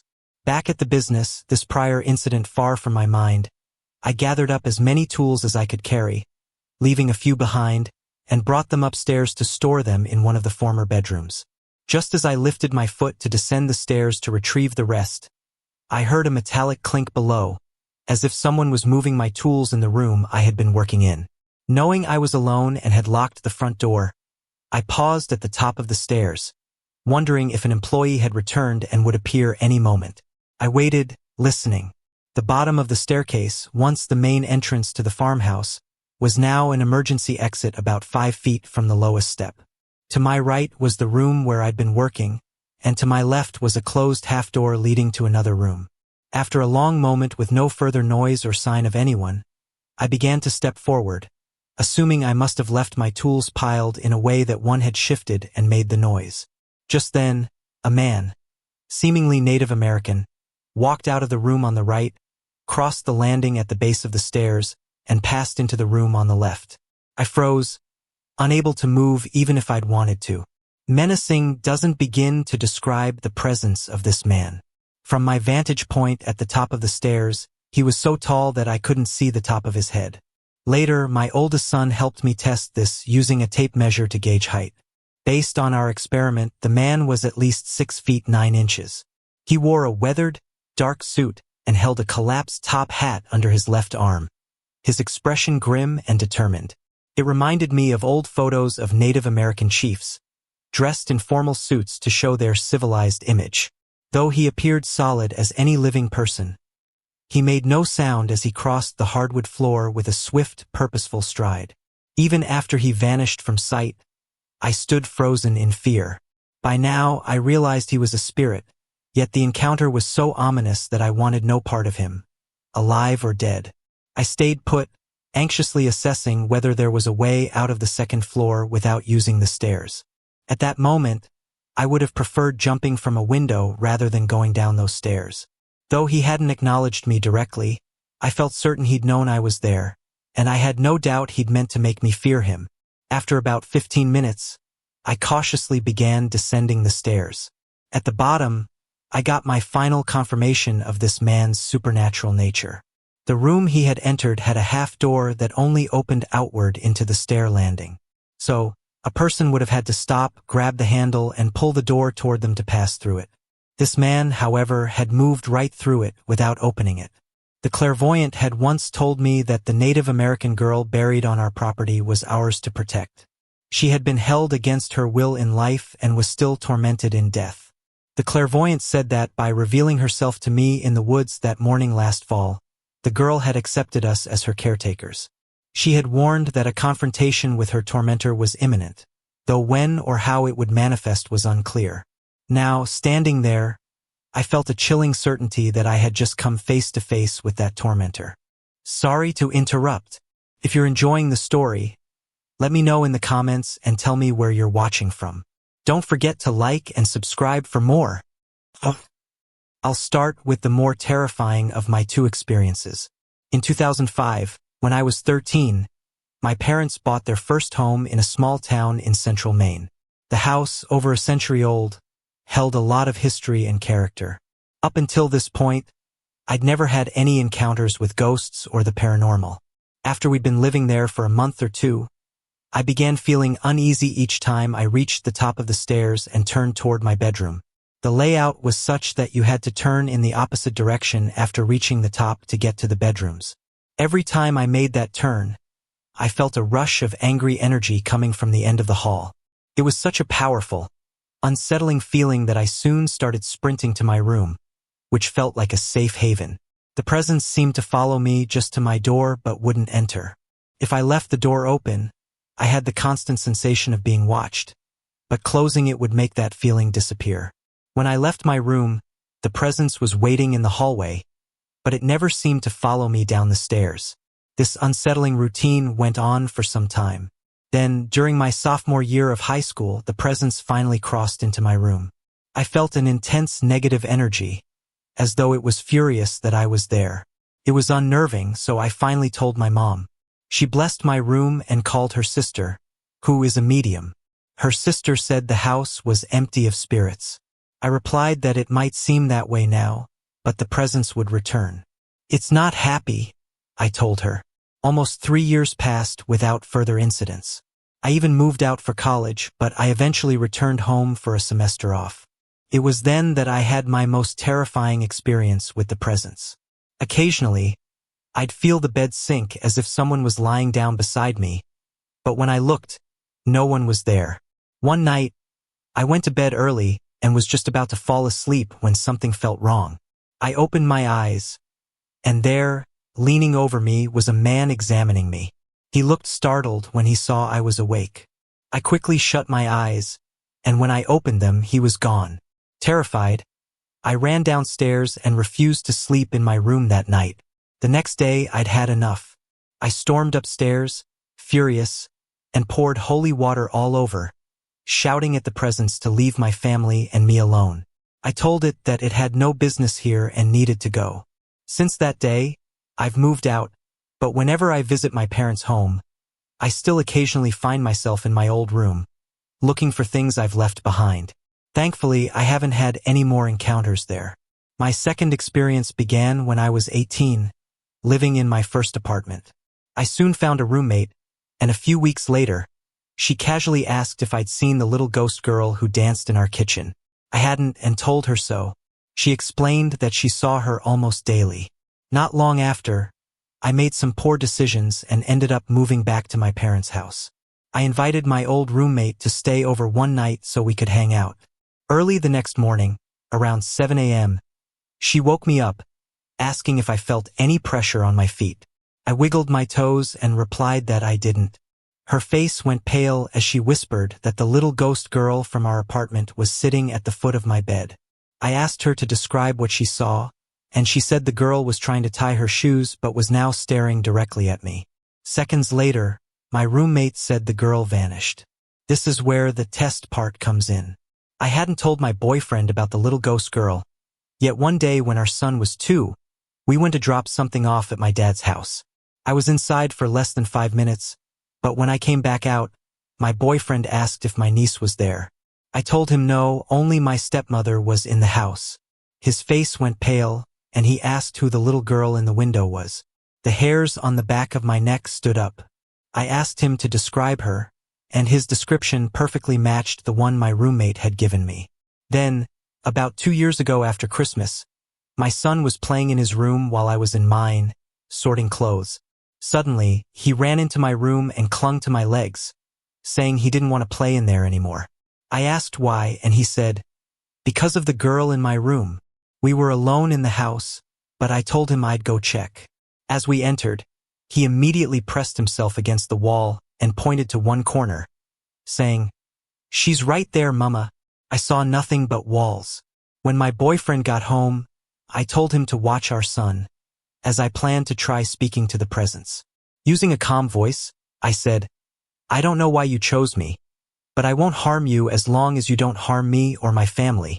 I asked her not to scare my son anymore and said that if she wanted to be around him, she would need to protect him. Since then, my son hasn't been frightened of her. Just a few weeks ago, I heard my son talking in his room. Figuring he was playing, I called out to ask what game he was playing. He called back, "I'm not playing, just talking to that girl." It was about 5:30 in the morning when I left the house. The sun wouldn't rise for at least another hour, giving me ample time to reach my deer stand on my property and settle in before legal hunting light began. The air was remarkably still on that late October morning, and the leaves on the forest floor were heavily frosted from the cold overnight, with no wind to speak of. Although my stand was only about 200 yards away, I knew approaching it quietly through the frozen leaf litter would be a challenge, like jumping into a barrel of potato chips during a church service. Realizing that any attempt at stealth would be futile, I opted for an unconventional tactic. I secured my 25 pounds of gear, shouldered my compound bow, and began jogging through the woods. Although this approach was about as subtle as a runaway dump truck, the random noise pattern of running might be less startling to deer than the steady cadence of human footsteps. My tree stand was a ladder stand, a platform with a seat about 20 feet up, accessible via a ladder. Once there, I paused to catch my breath, then climbed up, hauled up my gear, and secured my safety harness. I let the woods fall back into silence around me. Within about 10 minutes, the forest slowly came back to life. Small animals rustled through the leaves below, and I heard the faint clucks of wild turkeys roosting in the hardwoods nearby. Confident that my noisy arrival had successfully masked my presence, I readied my bow and prepared for sunrise. Suddenly, I heard the crunch of deliberate footsteps to my left. They were spaced out, careful and heavy, undoubtedly a two-legged cadence. Great, I thought. I went through all this trouble just to have another hunter walk up and ruin the hunt. Strangely, the person was approaching from the east, the direction of my house. No one else in my family hunts, and if there had been an emergency at home, my teenagers would have called out for me rather than creeping up silently. Increasingly irritated, I stood in my stand, bracing for an encounter. It seemed this person was coming straight toward me, perhaps even intending to use my stand. But when they reached what I estimated to be about 15 yards away, they stopped. I assumed they were checking their bearings, maybe using a compass, but there was no flashlight. As the minutes ticked by with no further movement, my patience wore thin. I was ready to yell at this unwelcome visitor for trespassing when, suddenly, I heard the unmistakable sound of crunching leaves and snapping branches to my right. It was a large, four-legged animal approaching fast, almost as if it had been spooked. I assumed it was a deer, perhaps startled by yet another hunter nearby. I turned in the direction of the noise, expecting to see it break into view at any second. But just as it reached a small break in the brush near my stand, it froze. I couldn't see it clearly through the dense underbrush, but I could sense its presence. Close. Maybe only 10 yards away. I strained to spot it, catching a glimpse of what looked like white fur through the branches, though it disappeared as quickly as it had appeared. And then, something happened that made my blood run cold. The deer growled at me, a low, guttural growl. My mind reeled. That is not a deer. I quickly ran through a list of possibilities. Could it be a fox? Too big. A coyote? Still too big. A bear? Too quick. I pulled an arrow from my quiver and readied my bow, heart pounding. As the sun slowly rose behind me, its light began to transform the shadows into familiar shapes. I kept my gaze fixed on the thicket, expecting to see this mysterious creature at any moment. But as the forest floor brightened, I could see every branch, leaf, and twig in the area. Yet there was nothing there. After what felt like an eternity, a squirrel finally hopped into view, scurrying through the very spot where the animal had been moments earlier. Confused but beginning to relax, I concluded that the creature, whatever it was, must have somehow slipped away without a trace. Still on edge, I turned toward the spot where I had heard the footsteps. "Hello," I called out tentatively. No response. I scanned the area, expecting to see the intruding hunter. Another hour passed, but there was no sign of anyone, and no sign of the large animal either.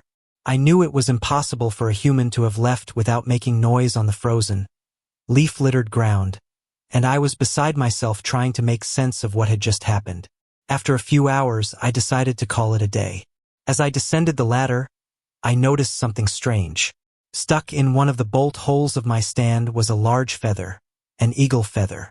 I wondered if someone had placed it there as a prank, but then remembered it's illegal for anyone to possess an eagle feather unless they're Native American.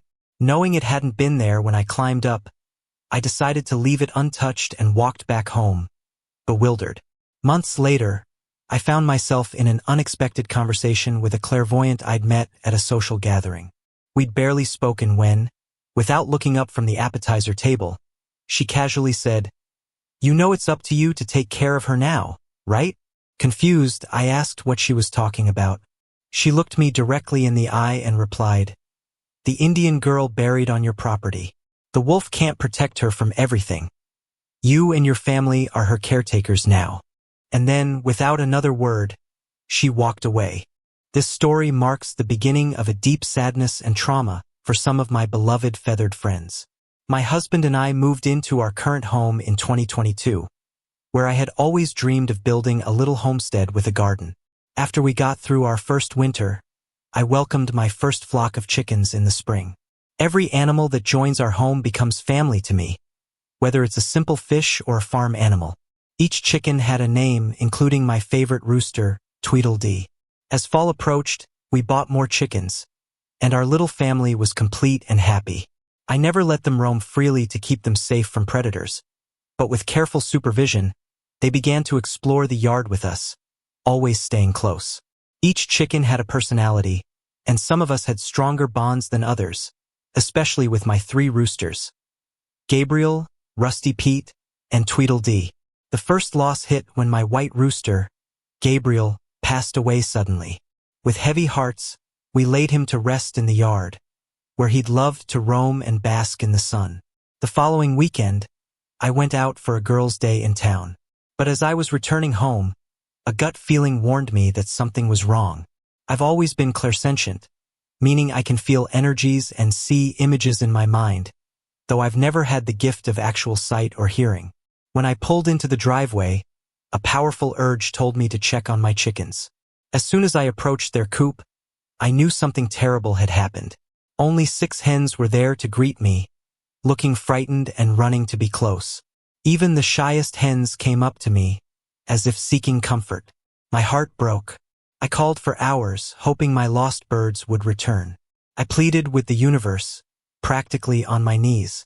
My husband eventually found one more alive, and another hen returned from the woods, but we soon found the remains of others hidden in the tall grass. We knew a fox must have attacked, as we'd seen one nearby in recent months. Later that day, as I was still pleading for my lost birds, especially my beloved Tweedledee, the sky opened, and it began to pour. Rain mixed with my tears, as if the heavens themselves were grieving with me. I pressed my hand against a tree, pouring all my energy into reaching my lost chickens. I tried to let my energy spread across the property, and as I did, I had a sudden vision of the feather pattern of 3 lost hens, and then an image of one of them on my shoulder, as if my Wyandotte hens were saying their goodbyes. I didn't give up the search for days and weeks after that. In the weeks that followed, I occasionally heard what sounded like my roosters crowing from the woods, though I never found any of them alive. Tonight, as I was heading to the chicken coop, I saw a clear vision of Rusty Pete by the door, waiting to go in, as if his spirit lingered. Heartbroken, I spoke to his spirit, urging him to go inside where the remaining hens were waiting for him. The entire night was filled with visions of my hens running in terror around the yard and the woods, and images of a fox sniffing around the coop, as if trying to finish the job it had started. I even saw a flash of what looked like fox fur by the door, and I rushed over to check, but found nothing. Though I've always been open to metaphysical experiences, this traumatic event seems to have intensified my senses. I now have the gift of both sight and hearing, and I feel compelled to help my missing hens and roosters find peace, so they can finally rest. Now, every time I enter the woods, it feels different, quieter, with a heavier breeze, as if carrying the presence of my lost feathered friends. In my heart, I know they understood my love for them, and now, they are reaching out to me from the next life. This story starts years ago when I was around 13 or 14. I live in a rural area, with an orchard across from my house and thick woods directly behind us. Our house sits on a slight slope with one neighbor's house up on a hill above us, and another just below us on the other side. Both houses are partially separated by lines of trees, and the road itself is about 20 to 30 feet from each house. There aren't any street lights around, so at night, it gets pitch dark here. One evening, I had just opened the kitchen door to let my dog out to use the bathroom. The motion light outside clicked on as I opened the door, but strangely, my dog froze and wouldn't step outside. He just stood there, staring towards our neighbor's mailbox with an unusual intensity. I tried to figure out what he was looking at and thought maybe he'd seen a raccoon, a fox, or one of the neighbor's cats. Typical Maine wildlife. But as I looked in the direction he was staring, I saw something that made me stop cold. Up above our grape arbor, closer to a thick tree that blocks the view of our neighbor's mailbox, I saw 2 glowing red eyes.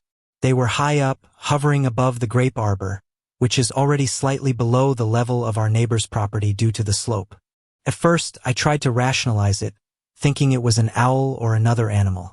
But as I tilted my head, the red eyes tilted along with me, copying my movement exactly, and then they blinked. The motion light from our deck only reaches about 5 feet out, so I couldn't see anything beyond the glow of those eyes. Meanwhile, my dog suddenly panicked, claws scrambling on the tile floor as he bolted into the house, barking and snarling as if he'd seen something terrifying. When I looked back up, those red eyes had moved closer, standing just a few feet beyond the reach of the light. They were now at eye level with me. I was still standing in the doorway, which is about 2 feet above the ground, with the deck adding another foot. So for the eyes to be level with mine meant that whatever this was had to be tall, at least 7 feet. I had no idea what I was looking at. The fear gripped me so suddenly that I slammed the door shut, locked it, and went straight to my room, trying to push the image out of my mind. Years went by, but recently, just a few days ago, strange things started happening again. Every evening around dusk, I'd hear a tapping sound. Whenever I looked out the window, there was nothing there, and the tapping would stop. One evening, I could have sworn I heard my dad calling my name. I called back, but no one responded. When I looked outside, I realized his truck wasn't even in the driveway. He wasn't home. Then, just a few nights ago, I saw those same red eyes again. Only this time, they were near the trail that leads into the woods behind our house. I froze. The same fear washed over me, and I quickly shut the blinds, locked the doors, turned off all the lights, and tried to ignore it, thinking, if I don't acknowledge it, maybe it will go away. I can deal with strange noises and creepy sounds. They don't bother me. But those red eyes, floating around 7 feet off the ground, unsettled me to my core. Now, I try not to look out the windows at night, especially the ones in the kitchen that face the woods. It's a strange, unsettling feeling, especially since those kitchen windows are on the top floor of our house, a 2-story drop above the ground below. Whenever I'm in the kitchen at night, I can't shake the sensation of being watched. It's an eerie feeling that something's out there, looking right at me, even though I can't see it directly. Some of the windows don't have blinds or shades, so it's hard to avoid the dark outside. I always feel like something might be lurking just beyond the glass. Growing up in a small town with a haunted past, you're bound to hear a story or two. One of the most popular tales in my hometown involved a witch and the town founder, Jonathan Buck. It's said that Jonathan burned this witch at the stake, and she cursed him, vowing to dance on his grave.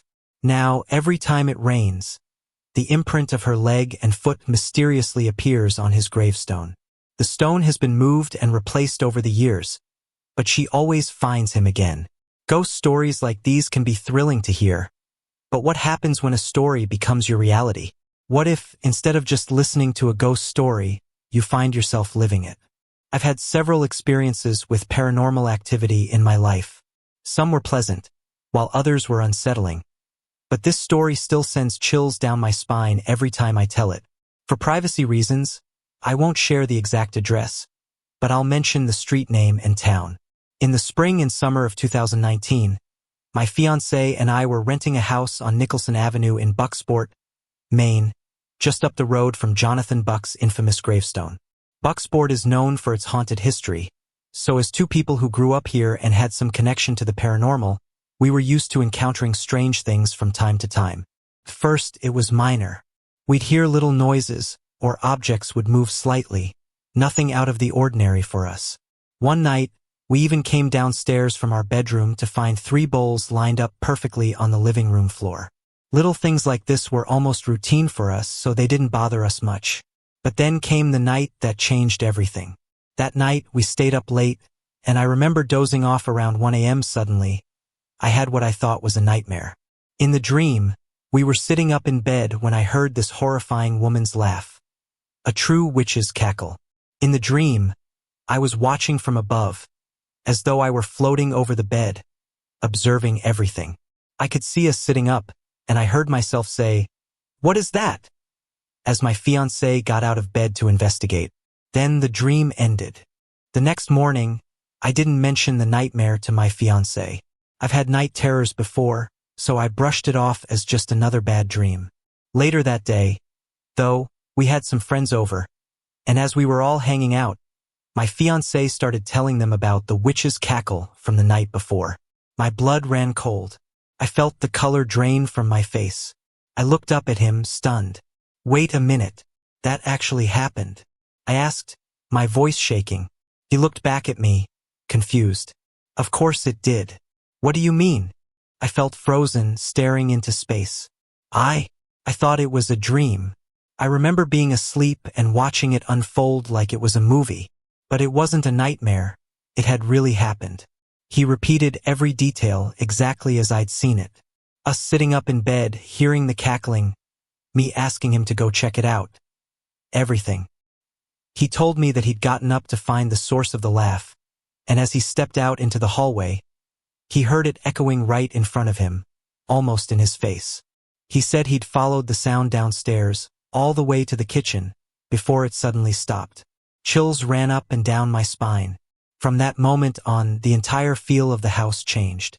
There was a constant sense of dread hanging over us. It felt like we were being watched, like we didn't belong in our own home. Every night, as I lay down to sleep, I could almost hear that awful laugh again, as if something was mocking me, taunting me from the shadows. We never discovered what it was, but it was undeniably evil. I don't believe it wanted us or anyone else in that house. Once that entity made itself known, its dark presence filled the place. The energy felt thick, heavy, and unsettling. It was like a sickness in the air, and there was no peace for us after that. Not long after, we moved out. I haven't been back since. I've had many paranormal experiences, but this one was different. It wasn't just a ghost. It felt demonic, truly dark. Even now, as I write about it, I can still hear the witch's cackle, clear as day, echoing in my mind. Whoever lives in that house now, I hope they have better luck than we did, because that experience will haunt me for the rest of my life. I've always had a fascination with the supernatural. I got my first set of tarot cards at 13, and since then, I've often seen dark shadows and even witnessed UFOs.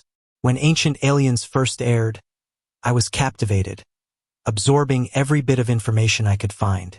I also learned about women who claimed to connect with higher dimensional beings, and I was curious. Over time, I discovered that I needed to become a medium to contact these beings, and so I did. At the time, we were living in a house over 120 years old.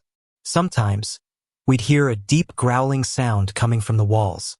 One night, my husband and I even heard a voice yell, "Shut up," at our newborn baby. The entity would walk around the house, and one night, it even threw a heavy cast iron pan across the kitchen. Things reached a breaking point when we found a burned bandana in the middle of the basement. It felt like a threat. We decided it was time to move. After the move, I delved deeper into New Age spirituality. I encountered what I thought was a spirit guide, which appeared to me each night as a purple mist. It had a male energy, and it would communicate with me through images of flowers, feelings of love, and even sexual energy.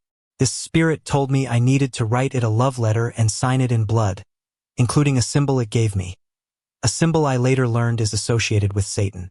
My husband sometimes saw this spirit too, but it always filled him with anger, sometimes even showing him visions that I was cheating, which was entirely untrue. My psychic abilities flourished. I gave regular readings that were often spot on, and as I meditated, the spirit showed me symbols to draw. It taught me energy healing techniques, which I later realized were similar to Reiki. With the spirit's guidance, I began practicing these techniques on my husband. One night, while my husband was working late, I was lying in bed meditating with this spirit guide. Suddenly, I became paralyzed, and it began to touch me in a way that felt like static electricity. It moved down my neck, around my chest, and lower, finally assaulting me. I was terrified, but I managed to break the paralysis and scream, "No!" This wasn't the first time it had physically touched me, but it was the first and only time it assaulted me. At this point, both my husband and I were having dreams of being assaulted by random people, something I'd never experienced before. My husband and I were having major issues in our marriage too, largely due to the anxiety and anger that this spirit seemed to channel into him. We didn't yet understand that these were psychic attacks. Afraid, I trapped the spirit in a salt circle with a candle and called a local medium for help. The medium confirmed that I had a spirit husband who was helping me, but also hated my husband and would do anything to tear us apart. She instructed me to command it to leave, which it did temporarily. But a month later, it came back, likely because I was still practicing mediumship and energy healing.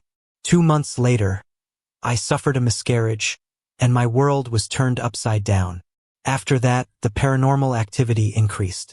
My husband and I would hear a baby crying, only to find our son sound asleep. I'd have visions of a baby, and once, I dreamed of myself lying on a cold metal table with an alien baby. Sometimes, I'd feel the weight of a child next to me in bed. My depression worsened, and my husband sought therapy for his anxiety. Eventually, we bought a new home and moved, but the spirits followed us. We'd hear the sound of little feet running upstairs while our son slept, and once, my husband saw an apparition of a toddler in our son's room. My son, who's now 4, doesn't sleep through the night. He says, "The ghosts are bothering me," and once told me a ghost claimed, "This is my bed. Get your hands off my toys." We'd also occasionally see the purple mist. I saged the house, bought onyx stones for protection, and tried to close any portals I had opened, but it was no use. Finally, I turned to the Bible. Things had escalated to the point where I was worried for my son's safety. I realized that what I was practicing went against God's teachings. I threw out everything related to the occult, stopped practicing mediumship, and fully dedicated myself to Christ. As a family, we now pray multiple times a day, and my husband and I have grown closer. But despite our efforts, the purple mist and the shadow of a toddler are still here. My husband and I have been trying to conceive for 2 years, but we've been diagnosed with unexplained infertility. Our health is normal, yet it's not happening. What's more disturbing is that both of us continue to have disturbing dreams, always around the time I ovulate, often involving assault. A few days ago, my husband saw the purple mist again while he was falling asleep, and it attacked him, punching him in the face. He dreamt that a figure told him, "What will you do once I take everything from you?" Though he fought it off in the dream, we feel at a loss. These entities are attacking us and seem to be preventing us from growing our family. They've instilled fear and unrest in our lives. I worry for my son and wonder if, unknowingly, I may have brought something dark into our lives. Even though we were ignorant, have we been marked because of our involvement in the occult? One day, my friend Ruthie and I were walking home from school. Ruthie's my next-door neighbor, and we live about 3 miles away from school. It was already dark out because we'd both been held in detention for skipping class and hiding under the stairs. So there we were, walking down the side of the road when we heard the loud roar of an engine nearby. "Come on," Ruthie said. "Let's get to the other side of the road so they can see us when they pass." I agreed and we crossed over. A Hummer came up, blasting music and swerving all over the road. It sped up, then hit a tree and started swerving toward us. We didn't have time to react. We just stood there, frozen, eyes wide. The Hummer came crashing to a stop about 3 feet away from us. Suddenly, about 10 white, ghost-like figures appeared out of nowhere. A few were floating up in the sky, others on the ground, and one moved right in front of the Hummer and pushed us out of the way. We slid across the pavement and hit the ground just as the Hummer flipped over, crashing into the fence nearby. The engine was smoking, and I couldn't see anything beyond that. About 20 seconds later, we spotted the guy who'd been driving the Hummer lying about 50 feet away. I thought, this can't be possible. Given the damage to his vehicle, he should have been seriously hurt, but there he was, standing up perfectly fine, yelling at his car. The windows were smashed, the doors were bent and crushed into the metal. It was a complete wreck. I have no idea how he got out unharmed. Meanwhile, the ghostly figures seemed to gather together around him, and then we turned to head home, bruised and shaken. We had pavement marks all over us, and our skin was bright red.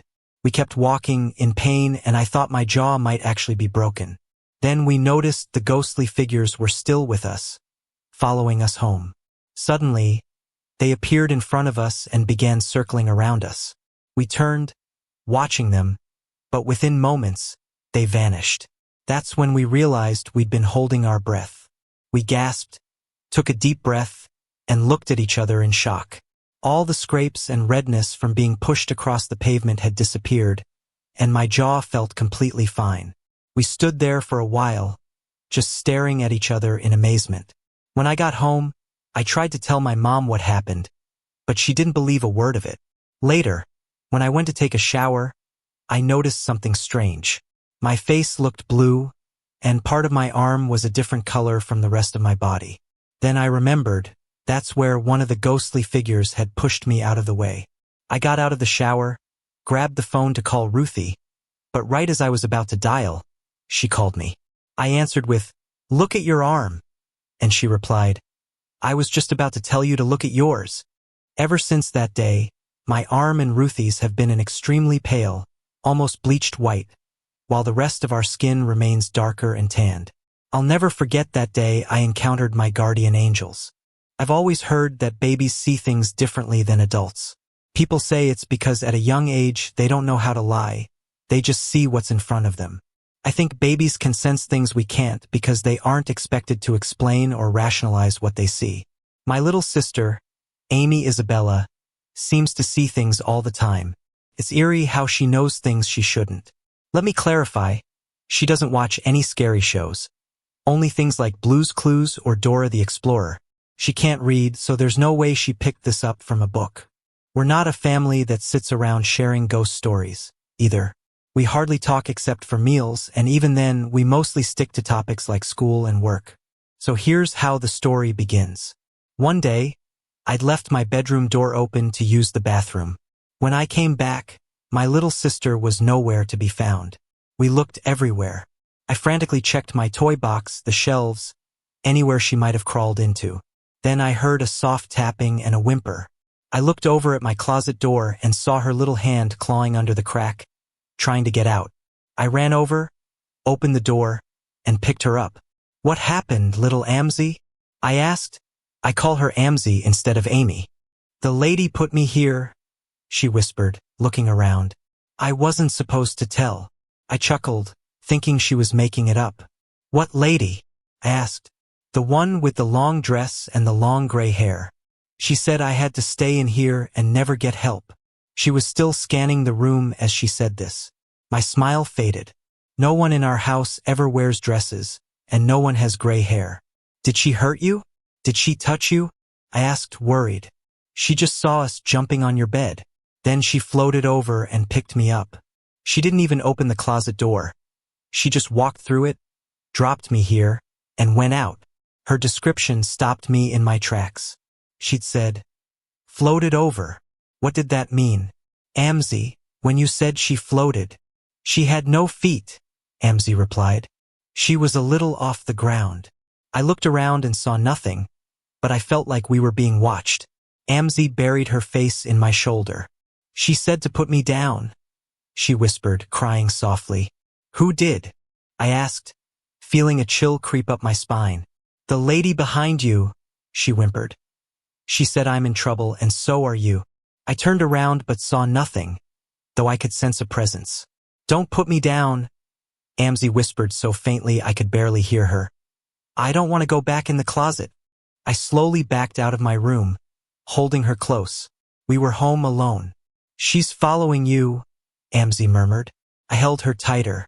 I sat down on the couch, rocking her gently in my arms and started singing, "Hush, little baby, don't say a word. She's sitting beside you," Amzie said, her voice alert and tense. "Mama's gonna buy you a mockingbird," I continued, trying to ignore her. "She's smelling you," Amzie's voice dropped to a low, eerie whisper. "And if that mockingbird don't sing," I kept my eyes shut, as stiff as a board. "Mama's gonna buy you a diamond ring," I sang softly. "She's touching you," Amzie said. I felt a cold brush across my cheek. "She's touching your face." For the next few hours, we sat alone, surrounded by darkness. I didn't dare turn on any lights. Then suddenly, the lights flicked on, and I heard the sound of a door opening and closing. Amzie looked out the window, and all I saw was a car passing by. She left. She got in that car, Amzi said, and immediately, everything felt normal again. The air warmed, and the feeling of being watched lifted. We both said, "We're safe," in unison. Since that day, Amzi has told me she's seen that woman again, and each time the same things happen. I've learned to keep Amzi close and sing to her, and it seems to make the spirit leave faster. But why was she here? I have no idea. No one's lived in this house but us, and we've never hurt anyone. Why is she haunting my sister? I just don't know. It had been a while since I'd had any kind of demonic experience. Life was going well, and I felt I was growing in my faith. But every once in a while, I still thought about my past experiences. Usually, remembering them didn't cause anything to happen until now. A few weeks ago, I found myself thinking about these experiences. I wasn't disturbed by it, and even brought it up with my mom, asking her why these things happen and what to do if they ever happen again. We had a long conversation, and she shared one of her own experiences that sent chills down my spine. She told me it happened at church one Sunday. She was sitting there, listening to the preacher, when suddenly, instead of his face, she saw something monstrous. Something with huge, glaring eyes. It lasted only a split second, so she wasn't sure if it had actually happened, and she decided not to say anything. But later that day, someone from the church called my grandparents, asking if anyone in our family had seen anything strange during the service. When my mom returned home, my grandmother asked her about it, and the memory came flooding back, causing her to scream. Since she mentioned that the eyes were huge, it reminded me of one of my own experiences with a similar presence. I wondered if these encounters could be connected, even though I'm adopted. Or maybe these were just similar-looking demons. After my mom shared her story, I felt uneasy, but I didn't bring it up again. A few nights later, my little brother was sleeping on the floor in my room. When I fell asleep, I was awakened a few hours later by the feeling that someone, or something, was in my room. I immediately shut my eyes. I could sense whatever it was at the head of my bed. Eventually, I peeked with one eye and saw a shadowy figure in the shape of a person standing over me. All I could see was a torso and legs. I didn't dare look up to see its face. I quickly shut my eyes again and started repeating "Lord" in my head. I didn't try to say it out loud, knowing I probably wouldn't be able to speak. As I kept saying "Lord," I started to feel a familiar shock coming on. But this time, it was much weaker than before. I continued praying silently, and then something incredible happened. Even with my eyes closed, I began to see light. You know how, when you close your eyes outside in the sunlight, you still see red? Well, this was white light. I hesitated to open my eyes, afraid it might be a trick from the demon. But the shock was so faint, I could still move and felt as if I might even be able to speak if I tried. Then I heard a sound. A mix of fireworks, strong wind, and rushing water. I opened my eyes, and at the foot of my bed, I saw a bright light, as if someone were lying on the floor and shining a light upward. I still sensed the shadow hovering above me, but as I focused on the light, the shock lessened even more. I closed my eyes again, but the shock started to intensify, so I opened them once more, staring at that light. That's when something truly amazing happened. The light grew brighter and brighter, so intense that I couldn't bear to look at it anymore. I closed my eyes, but this time I didn't feel the shock, so I kept them shut. I stopped praying, feeling both confused and in awe. I sensed that the light was moving, it was hovering over me, and the sounds grew louder. At that moment, I felt the shadow's hold on me loosen completely, as if it could no longer affect me. After a few seconds, I opened my eyes a little and saw that both the light and the shadow were still there, right next to each other. But the light was so intense that it nearly obscured the shadow. It was as if the light had forced the shadow as far back as possible. I remember looking up, feeling as if I was witnessing a battle between good and evil. After a while, both figures disappeared, and I was wide awake. Surprisingly, I wasn't scared. I simply prayed, thanking God that the demon had left, and fell asleep almost immediately. I truly believe that what I saw was either an angel or God fighting off that demon. I haven't seen that brilliant light since. It wasn't some tiny orb floating around, nor a ghostly white sheet. I believe it was a real angel, and I'm in awe of the powerful God I serve. Greater is he that is in you than he that is in the world. The funny thing is, this only happened because my 6-year-old brother was sleeping in my room that night. Since then, I've had other experiences, but I haven't seen that light again. I often feel a presence watching me as I sleep, especially from the doorway. Most of the time, I just pray silently until it leaves. But when my little brother sleeps in my room, I don't wake up to any presence at all. This puzzles me, and I wonder if it's because he's still young. Maybe he's more protected. Then again, my first experience happened when I was only 5. Whenever I think back to that night, I'm reminded of Matthew 28 verse 20. And lo, I am with you always, even to the end of the age. No matter how many more encounters I may have, I feel safe. I know that nothing can happen to me without God's permission. I know there's a power greater than any shadow, eye, or presence.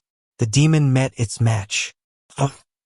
Date: August 12, 2006. Location: Newburgh, Maryland. People: Clark, me, Craig, Luther, Jerry. Time: between 5 a.m. and 8 p.m., with the main events happening throughout the day. Occurrences: unexplainable, with lingering questions that suggest a strong paranormal presence.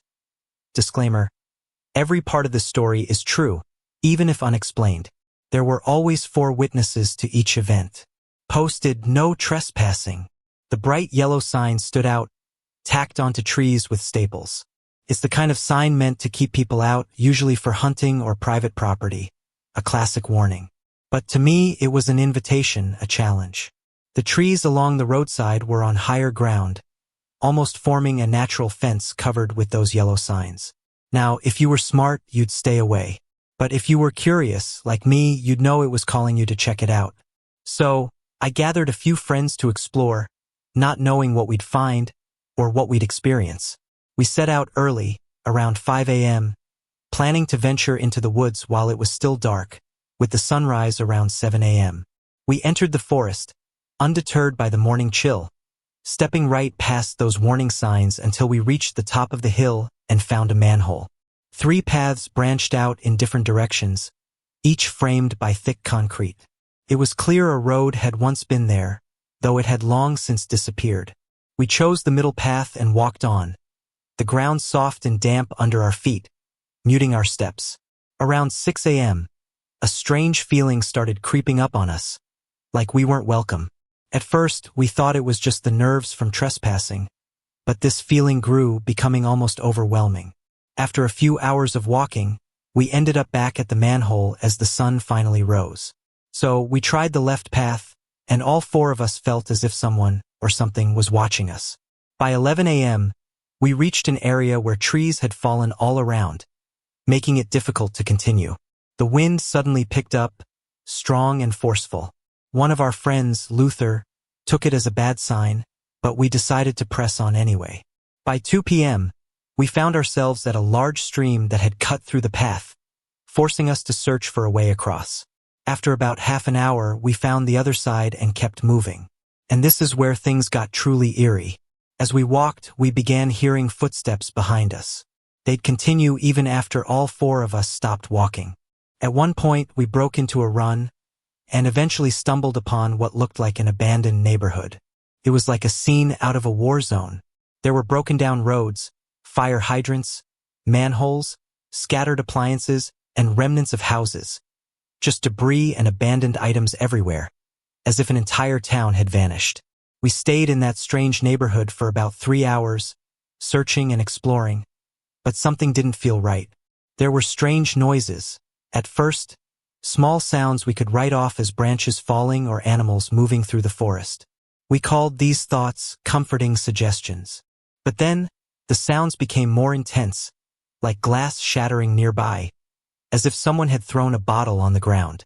That's when we knew something was wrong.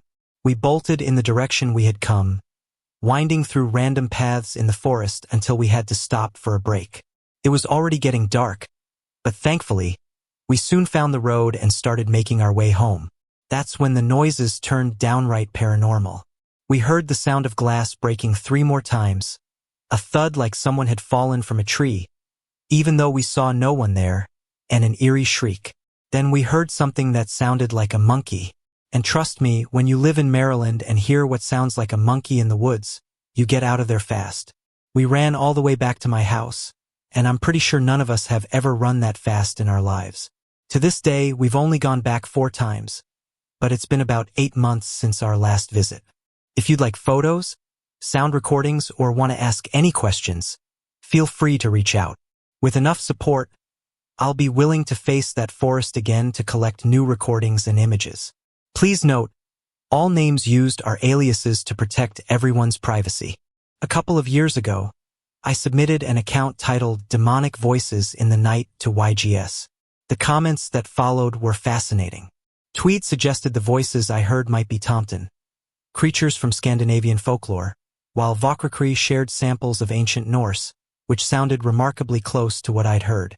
For all the thought-provoking discussion about those voices, check out the comments on that earlier account. In my collection, I have a great little book called A Field Guide to the Little People, which mentions that Tomten once lived in trees but have since moved indoors and have even been spotted in some North American communities.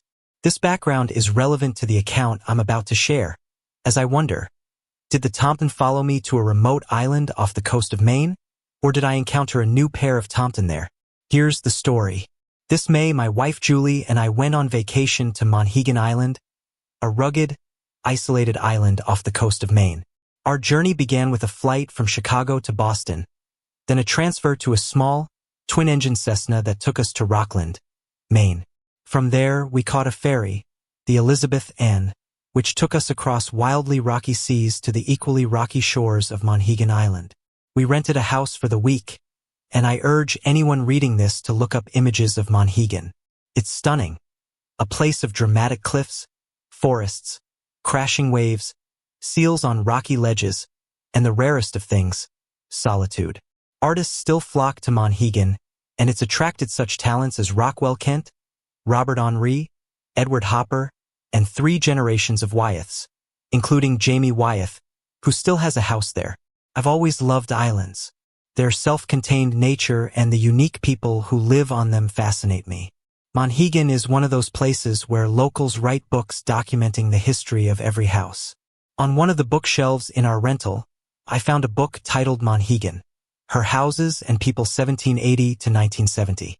Our rental, Fair Hill House, was built in 1925 by Archibald Brown and had passed through many owners before being purchased by the current family in 1983. Before 1925, this land was part of a farm and was first recorded in 1807 as belonging to Josiah Starling. Each day, Julie and I hiked the island, exploring its spruce forests and cliffs. The canopies in some parts of the forest are so dense that little sunlight filters through, creating an atmosphere straight out of a fairy tale or a haunting film, especially when mist rises from the ground after rain. Most of Monhegan is undeveloped, with vast areas known as the Wildlands, privately owned but protected by the Monhegan Associates, a group founded by Thomas Edison's son, Ted Edison, in 1954 to preserve the island's natural beauty. In the evenings, after our hikes, I'd build a fire in the central fireplace. One night, I went outside to get more firewood from the shed behind the house. I had a small flashlight from my wife's keychain, and as I gathered logs, I became aware of a distant sound. At first, it seemed like faint music, but as I kept picking logs, the sound shifted, becoming clearer. It was 2 voices talking, seemingly coming down the steep gravel road beside the shed. I wasn't alarmed, just mildly annoyed. With only 50 or so people living on the island, I hadn't expected to run into anyone out back. As the voices drew closer, I noticed how odd they sounded. They were old, hoarse, and cracked voices that immediately made me think of trolls with a jagged, croaking quality. Yet, despite how eerie they sounded, I felt no fear. I kept gathering logs, listening to the voices as they grew louder, overlapping in a strange, animated conversation. They seemed to be coming from the direction of the artist Andrew Winter's house, just up the road. Winter built that house in 1940, lived there until his death in 1959, and his wife continued to use it until the 1970s. Interestingly, I realized afterward that the deed of his house transferred to his wife on May 11, 1959, and I was hearing these voices on the evening of May 10, 2017. Though I had a flashlight, I didn't shine it toward the voices. I assumed it was just two people talking. But the voices weren't speaking a language I recognized, and they sounded truly strange. Later, I wondered if there was a telepathic element involved, one that muted my natural reactions and focused my consciousness solely on the voices. The voices were jagged, hoarse, and slightly high-pitched, similar to the voices I'd heard years before in Illinois, which I'd thought were Thompson. After gathering my logs, I went inside. Julie poked her head out to see how I was doing, and I quickly went back out for the rest of the logs I'd set aside. By then, the voices had disappeared. Julie hadn't heard them. Only after the fact did I realize some strange details. There had been no sound of footsteps on the gravel. The road by the shed was steep, and people would usually have to take short, shuffling steps to keep their balance, causing a distinct scraping noise on the gravel. Every person we'd heard on that road throughout our stay had a clear footfall, but these voices had no accompanying footsteps or lights. Throughout the week, Julie and I had occasionally seen people going up and down that road at night, always using flashlights. Yet these voices carried on as if completely absorbed in their discussion, without any light. They had approached me swiftly, like a breeze, not like people cautiously navigating a dark, rocky road. And, as I thought about it more, I realized how similar these voices were to the ones I'd heard years before in Illinois. I'm convinced those were Thompson, and so I wonder, could these voices have been Thompson too? Did I stumble upon another pair of Thompson on this remote island? Could they have been spirits connected to the winter house up the road? Or were they somehow tied to the house we were staying in? Perhaps nature spirits drawn to the nearby wild lands? Or maybe, just maybe, they were Thompson on their own vacation, much like Julie and me. Sorry to interrupt. If you're enjoying the story, let me know in the comments and tell me where you're watching from. Don't forget to like and subscribe for more. When I was about 10 years old, my mother and her husband moved us to a new apartment a few towns over. It was unlike any place I'd lived before. The building was 4 stories high, with 3 apartments on each floor.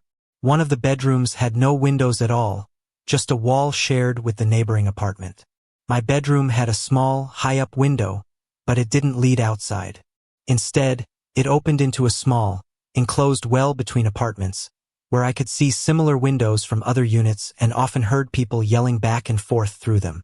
I couldn't imagine how the middle apartments in this building must have felt, with only these strange, isolated windows for light. The whole place felt weird and creepy. Most of the residents weren't exactly respectable, and you'd often see the types you'd associate with white trash or people struggling with addiction. My mother's husband was from Arizona, though we lived in Maine. His kids lived back in Arizona, but they'd come to Maine and spend summers with us. They'd arrive a month before our school year ended, so while we still had to go to bed on time, they got to stay up as late as they wanted. His oldest daughter, Jenna, usually slept in the living room, and my bedroom was just off the kitchen, next to the living room. My brother's room was down the hallway, which extended from the kitchen, and I'd often hear him sneaking into the living room to watch TV with Jenna. Every time, I'd think to myself, he's going to get into trouble. One night, I was sitting on my bed, which ran along the wall parallel to my bedroom door. I wasn't sleeping like I was supposed to be. I was reading or writing, quietly passing the time. Out of the corner of my eye, I saw a figure pass by my open door. It looked just like my brother, with his same height, build, and dark hair. I heard the familiar creak of the floor beneath his feet as he passed.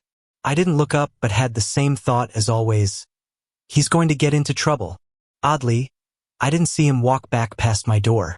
A few minutes later, Jenna came into my room. "Did you see someone come into the living room?" she asked. "Yeah, Kevin just went out there," I replied, assuming he was sneaking out again. Her eyes widened. "He's not out there," she said, shaking her head. A chill ran through me, and I immediately peeked out of my room, wondering if Kevin was hiding somewhere. Jenna and I started discussing how strange it was when we heard footsteps coming down the hallway towards my brother's room. The bathroom, which had been under renovation, was directly across from his room and had just been fitted with a new door that squeaked distinctively when opened. We listened as the footsteps stopped, and the bathroom door creaked shut. Then silence. Grabbing each other's hands, Jenna and I slowly stuck our heads out of my room and peered down the hallway. To our horror, both Kevin's door and the bathroom door were wide open, even though we had heard the bathroom door close. We freaked out. Jenna bolted back into the living room, and I jumped into bed, turned off the light, and hid under the covers. That wasn't the only strange experience I had in that apartment. Sometime later, my older brother Chris, his girlfriend, and their baby moved in with us. Since my room was the largest, it became theirs, and Kevin moved into our younger brother's room, while I took Kevin's room at the end of the hallway. One night, I was abruptly woken from sleep. As I opened my eyes, I saw what looked like a young boy, maybe 10 or 11 years old, standing in my room. I couldn't see his face, but he had bright red hair sticking out from under a blue baseball cap. He wore a white t-shirt, blue jeans, and sneakers, with his hands tucked into his pockets and his head tilted down as if staring at the floor. Silently, he walked out of my closet and right through my closed bedroom door. I've heard of hypnopompic hallucinations, and I've had them before, but they always match up with the dream I'm waking up from. This one didn't. I hadn't been dreaming about anything remotely similar, making this experience feel distinctly different and more real. When I was about 5 years old, I lived in Alabama with my mom, dad, 2 older sisters, and my younger brother. Even at that young age, I remember feeling afraid for no apparent reason, as if I were being watched. My brother and I shared a room, and between our beds was a closet. During the day, I always felt something was lurking inside it, so I avoided playing in my room whenever I could. Before going to bed each night, I'd make sure the closet door was completely shut, convinced that something was hiding in there. Still, I would wake up in the middle of the night, gripped by an intense fear without knowing why. Inevitably, I'd glance over at the closet, and it would be open, just a crack. I'd get up to close it and try to go back to sleep, but sometimes, as I drifted off, I'd hear strange noises coming from the closet. And when I'd look over again, the door would be ajar once more, sometimes a little wider, sometimes only a sliver. This happened repeatedly, for what seemed like ages. Then one day something changed. Every time I entered my room, I had an overwhelming sense that something was going to jump out at me. I didn't want to sleep there that night, but I didn't have a choice. I finally fell asleep, but in the early hours, I was jolted awake by a feeling that something was calling me. My bed was right next to a large window, and I sensed the call was coming from outside. Gathering my courage, I pulled back the curtain and was shocked by what I saw. There, just beyond the glass, stood a figure that looked like a woman in a long, black cloak with a hood. Her eyes and mouth were dark and shadowed, her features old and eerie. She pointed at me and started laughing. Not a normal laugh, but one that seemed to echo inside my head rather than coming from outside. Terrified, I quickly shut the curtain and buried my face in my pillow, lying on my stomach. Suddenly, the laughter stopped, and I felt an intense pressure as if something were pinning me to my bed. I couldn't move, couldn't scream, completely paralyzed. Then, to my horror, something grabbed my hands and began pulling them. It wasn't a hard tug, but just strong enough to make it clear that I was being pulled. The sensation seemed to last forever, though I'm sure it was only seconds. Finally, I felt it release me and I was able to move and scream. I ran to my parents' room, shaking, and told them what had happened, but they brushed it off as a nightmare and sent me back to bed. I couldn't bear to go back to my room, so I slept on the couch that night. Since that night, I've felt like something has followed me wherever I go. I'm 32 now, with 3 children of my own, and the presence seems to have passed down to them. My oldest, who's 15, has seen and felt things since he was about 6. My 8-year-old hasn't mentioned much, but my 2-year-old wakes up almost every night, or every few nights, screaming, terrified. Each time I go to comfort him, I get the same intense, chilling feeling that I had as a child. I'm convinced it's the same presence, following me all these years. Both my oldest son and I continue to experience that feeling of being pinned down, unable to move, the same sensation I felt as a child. Now we live in Maine, and strange things still happen frequently. I'll never forget that first terrifying encounter, and I often wonder, what could it be? It was the summer of 1991, and I was dating Carrie, a high school friend. She lived in her family home, a huge 3-story A-frame structure nestled in the woods of a small town in upstate New York. The house was a striking design, built around a massive double-sided chimney that opened into fireplaces in 2 rooms on each of the 3 floors. The first floor was fully finished, but the second and third floors were still just plywood flooring and unpainted sheetrock. Her parents had started building the house years before, but about 18 months earlier, Carrie's mother had fallen seriously ill.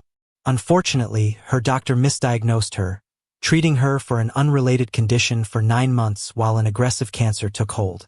By the time her actual illness was discovered, it was too late. She passed away within 3 months. Carrie and her mother had been extremely close, and the loss devastated her. She stayed at the family home, taking care of her father and their pets as best she could. I had met her mother only once at a party a few years earlier, and we had talked for a while about Carrie, classmates we shared, and life in general. I never saw her again. Carrie's bedroom was on the first floor, at the back of the house, just behind the massive fireplace and staircase that ran through the house's center. Carrie loved animals and kept 2 dogs and a house-trained rabbit that would freely hop in and out. One of her dogs, Butch, was young, full of life, and one of the most unforgettable dogs I've known. Strangely, Carrie and I would often wake in the middle of the night to the sound of Butch running on the 3rd floor, barking and playing as if with someone. The 3rd floor was mostly an open space, and Butch seemed to treat it like a racetrack, tearing around the central staircase and chimney. Yet, despite his usual energy, Butch wouldn't play on his own. He only played ball when someone initiated the game. The sounds in the night puzzled us. One night, I awoke to scratching and shuffling noises coming from the attached garage. I figured it was probably the rabbit. I got out of bed, checked the clock, just past 2 a.m., and went to investigate. The light switches by the garage door were in a row of 8, so after flipping 2 or 3, I found the one that turned on the garage light.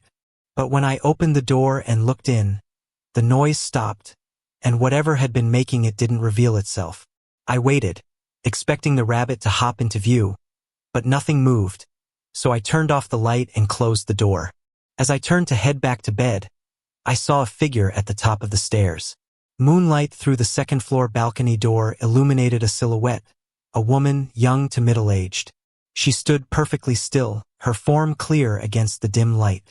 My first thought was that someone had broken into the house, so I began fumbling for the light switch, keeping my eyes fixed on her.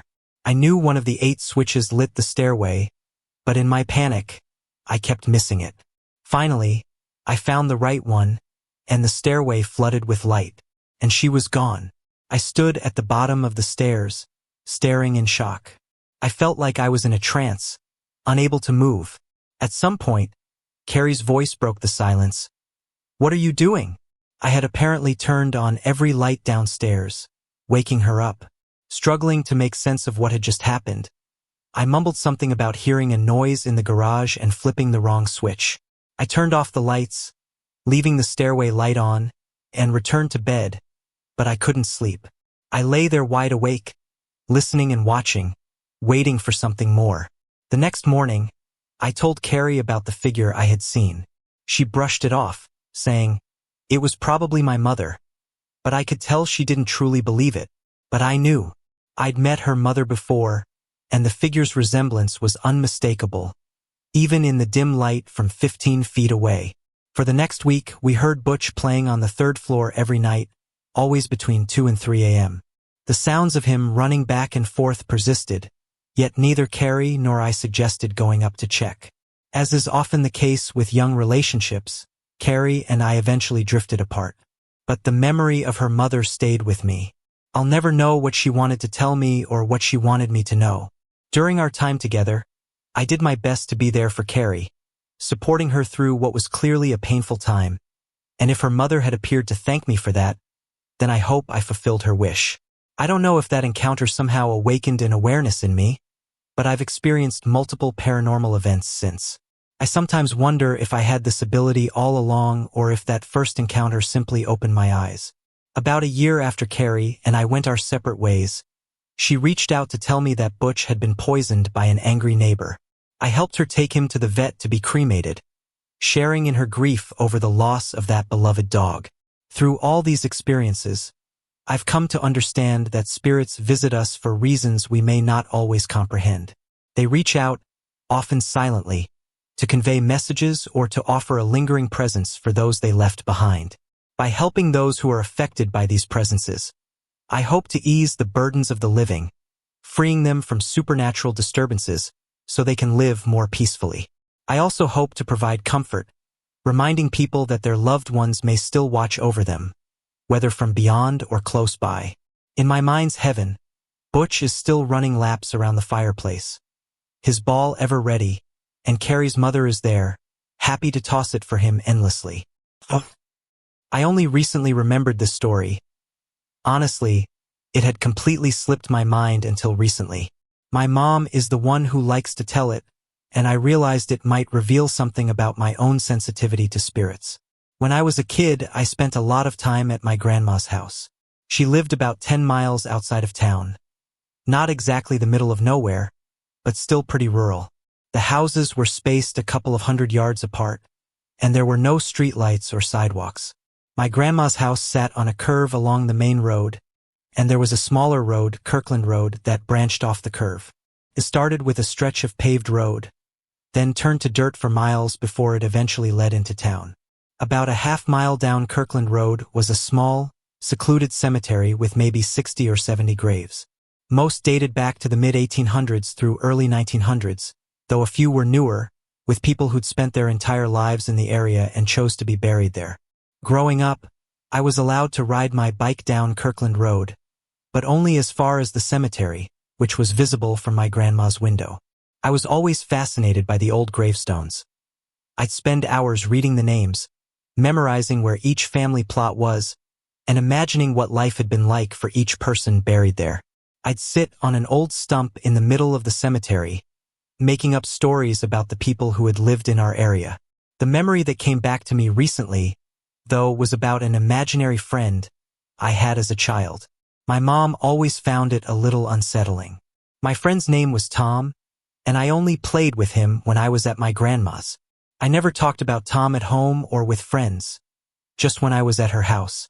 When I was around 8, I'd come home after a day at my grandma's, talking happily about the fun I'd had with Tom. My mom would always play along, asking what Tom and I did together or if we'd had a good time. She assumed he was just a figment of my imagination, but one day, she casually asked me where Tom lived. Down the back road, I told her without a second thought. That's what my cousins and I called Kirkland Road, the back road. My mom assumed that meant he lived with one of our relatives who also lived nearby. But when she asked me to explain, I answered, "He lives in the cemetery." She thought I meant we had just played at the cemetery that day, but I quickly corrected her. "No, he lives in the cemetery. We always play there, because that's where he lives." Apparently, I told her this as though it were the most natural thing in the world, but my mom found it quite creepy. According to her, I continued talking about Tom until I was about 10 or 11, and then I simply stopped mentioning him altogether. I remember him vaguely, just the basics. He was around my age, with curly brown hair, white skin, and he always wore jeans and a blue button-up shirt. To this day, that small cemetery doesn't bother me much, but every other cemetery fills me with an odd sense of unease, even during the day. And now, I wonder if Tom might have been something more than an imaginary friend. I haven't visited the cemetery in years, but I'm considering going back in the spring, once the snow melts, to see if there's a Tom buried there. Maybe, after all these years, there's still something for me to learn about my old friend. This happened back in August 2006. My best friend, Aya Takahara, who insists on being called Kaze, she hates her given name, was 11, nearly 12, and I was just a month older, about to turn 12. On this particular summer night, I was at a sleepover at Kaze's house. We had finished our dinner, and around 9:30 we were lounging around, watching TV, feeling all cool staying up late.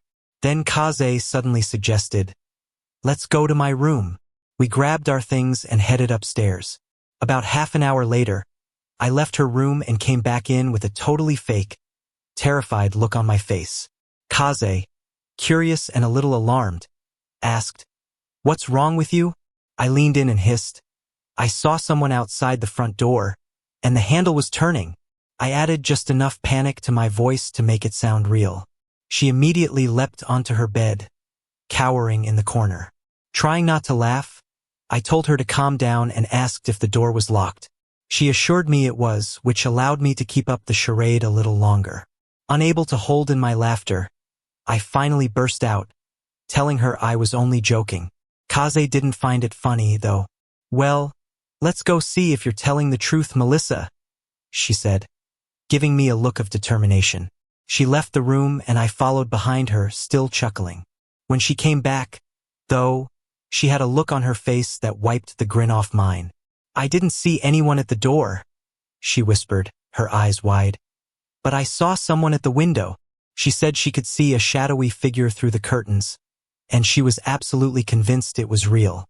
My laughter died down fast, and I tried to tell her again, I was only kidding, but she was already on edge. "You were? Well, I'm telling you, Melissa, there really is someone at the window." Without hesitating, we scrambled into her wardrobe and huddled together, pulling the door shut. The wardrobe faced a glass door that opened onto her room's balcony. She made sure it was locked, and we sat there, staring at it, too afraid to move. After what felt like hours, Kaze eventually dozed off, leaning on my shoulder. I fell asleep too at some point. When we woke up, it was morning, and I could smell breakfast cooking downstairs. Relieved, I opened the wardrobe door, but the sight of her room sent chills down my spine.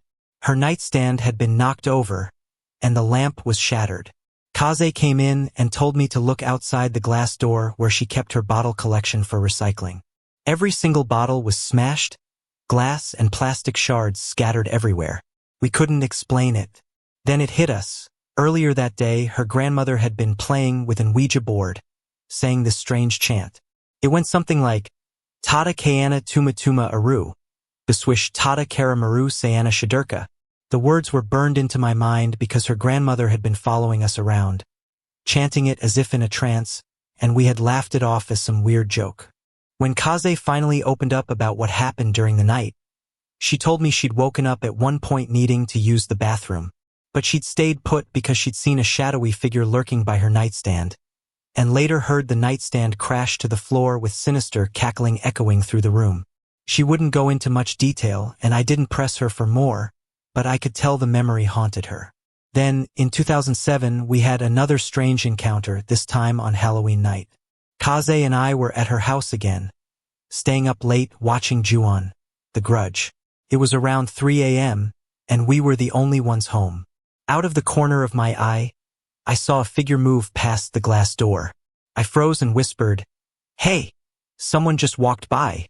Kaze's house is in the country. Her closest neighbors live a mile away, so the idea of someone being outside at that hour felt impossible. But before we could shrug it off, her dog started barking and raced outside. A minute later, Kaze went out to bring him back, but he returned with a new accessory, a bandana tied around his neck that he hadn't been wearing before. Kaze and I just looked at each other in shock. We quickly locked all the doors, shut off the DVD player, and sat in silence trying to make sense of it. To this day, I don't know what that figure was or who could have tied a bandana around Kaze's dog's neck in the middle of the night. Whether it was connected to the events of the previous summer, the Ouija board, or something else entirely, I can't say. But I'll never forget those creepy nights with my best friend, Kaze. 4 years ago, when I was 9, my aunt and uncle bought an old house in Maine, one with a reputation for being haunted. We had recently moved too, but our new place was only 10 minutes away from theirs.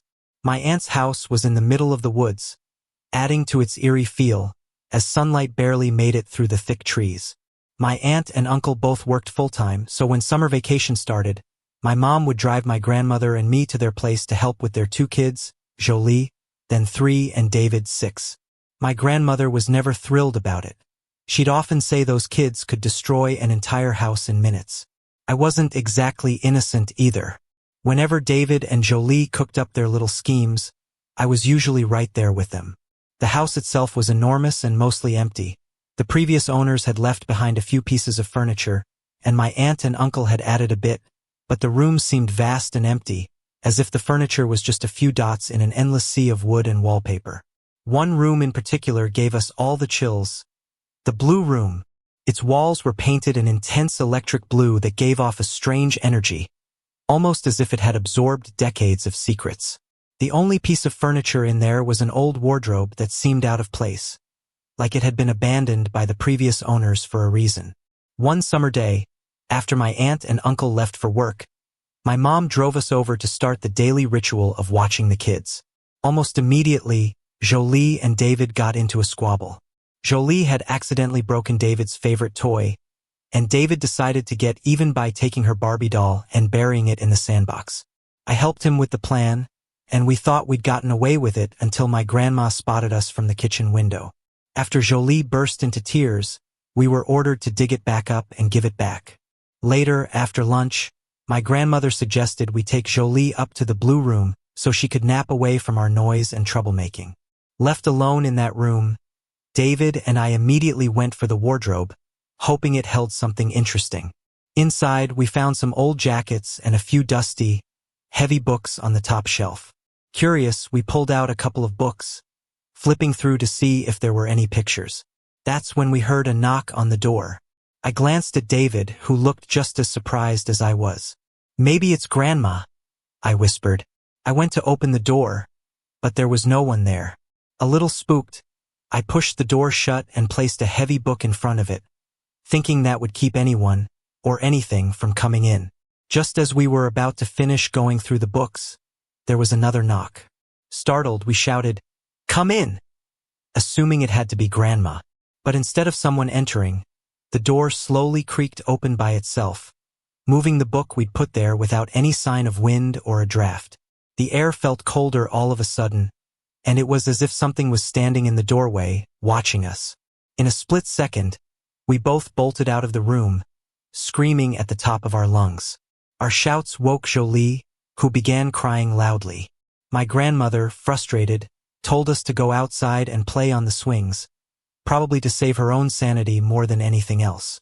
David and I were disappointed that she didn't believe us. Sitting on the swings, we tried to make sense of what had just happened.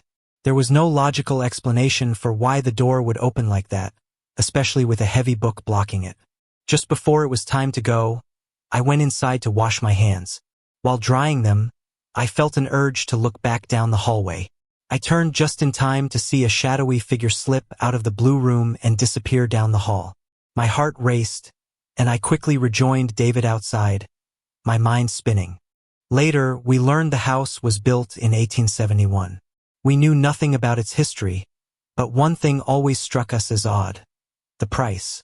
My aunt and uncle had gotten it for next to nothing, almost as if the previous owners couldn't wait to get rid of it. Sorry to interrupt. If you're enjoying the story, let me know in the comments and tell me where you're watching from. Don't forget to like and subscribe for more. I was pretty young, maybe 8 or 9, when my dad and I had an experience with the chandelier that I'll never forget. My parents were divorced, so I lived part-time at my dad's house, which was only about 10 years old. It was a big place with a single winding staircase that led up to a hallway above the foyer and connected the rooms upstairs. I was fascinated by ghosts but couldn't stand big houses, as they always felt unsettling to me. Strange things both thrilled and terrified me. If I wasn't alone, I'd drag anyone I could to go ghost hunting. I was convinced my dad's house was haunted, even though it wasn't old. My dad didn't think so. He said since the original owner didn't die in the house, there was nothing to worry about. But he couldn't explain the strange things that happened, like the pipes suddenly bursting or the porch collapsing. The scariest event was when, just 2 days after a new family moved into our old house, lightning struck, setting the entire roof on fire. My pregnant stepmom was upstairs sleeping at the time. One night, it was about 10:30, and my dad and I were heading to bed after watching TV. We climbed the stairs, and I was telling him about a strange dream I'd had where I was in a buggy and saw a boy's face pressed against the window. His face wasn't scary. In fact, it was kind of friendly, but I somehow felt like I knew him.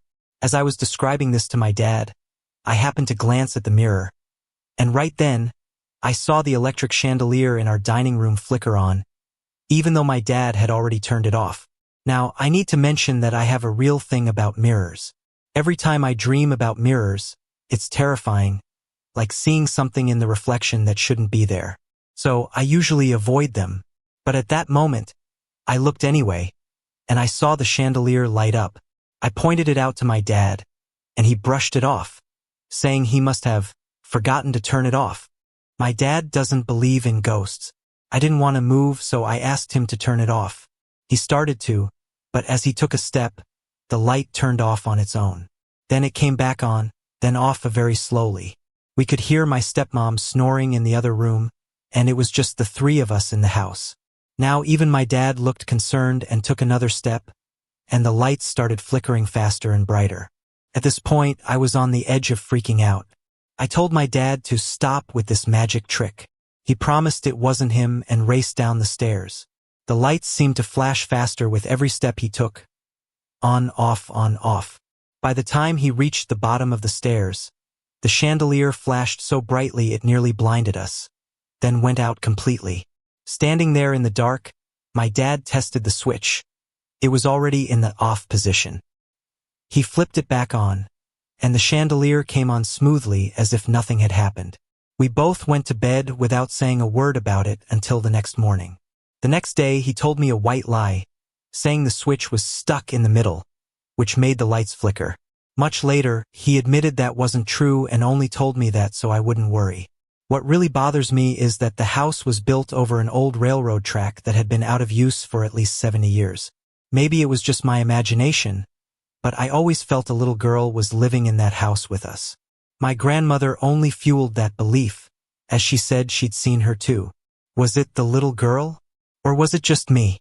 My dad still doesn't believe in ghosts, but this is one event he can't explain, and he just leaves it at that. My stepmom still complains about missing it, as she's fascinated by ghosts too. Any thoughts on what might have caused this? Valerie and Barry were deeply in love and planned to get married. It would be a second marriage for both of them. They were excited to start a new life together. Barry's mother, Ma, was bedridden with a terminal illness that left her unable to speak or move. Valerie and Barry took turns sitting by her bed each evening, reading to her. Although Ma couldn't respond, they knew she could feel the love and support they showed her. She had once been a strong community leader, and her children benefited from her determination and care. It broke their hearts to see her now, frail and consumed by illness, staring blankly into space. They had lived together for over 3 years and were ready to marry officially, but because of Ma, they had postponed the wedding several times. Friends and relatives promised to care for Ma while they honeymooned in the Caribbean on a cruise ship, and they joked that Ma might even outlive them all, given the family's long lifespan. Ma's parents had lived into their 90s, staying active until they passed suddenly. Their lives were full, and though they were missed, their family found comfort in knowing they had made the most of every moment. Valerie and Barry decided to go ahead with a small backyard wedding, and Valerie's daughters decorated with flowers and set up tables under canopies. They even wheeled Ma's hospital bed to the window so she could watch. The day was filled with laughter and celebration as family and friends gathered to honor Valerie and Barry's union. The next morning, they flew to Florida to board their honeymoon cruise. But while Barry was getting ready for dinner on the ship, he suddenly doubled over in pain, flushed red, and sank to the floor. At 40 years old, he was gone in an instant, a heart attack.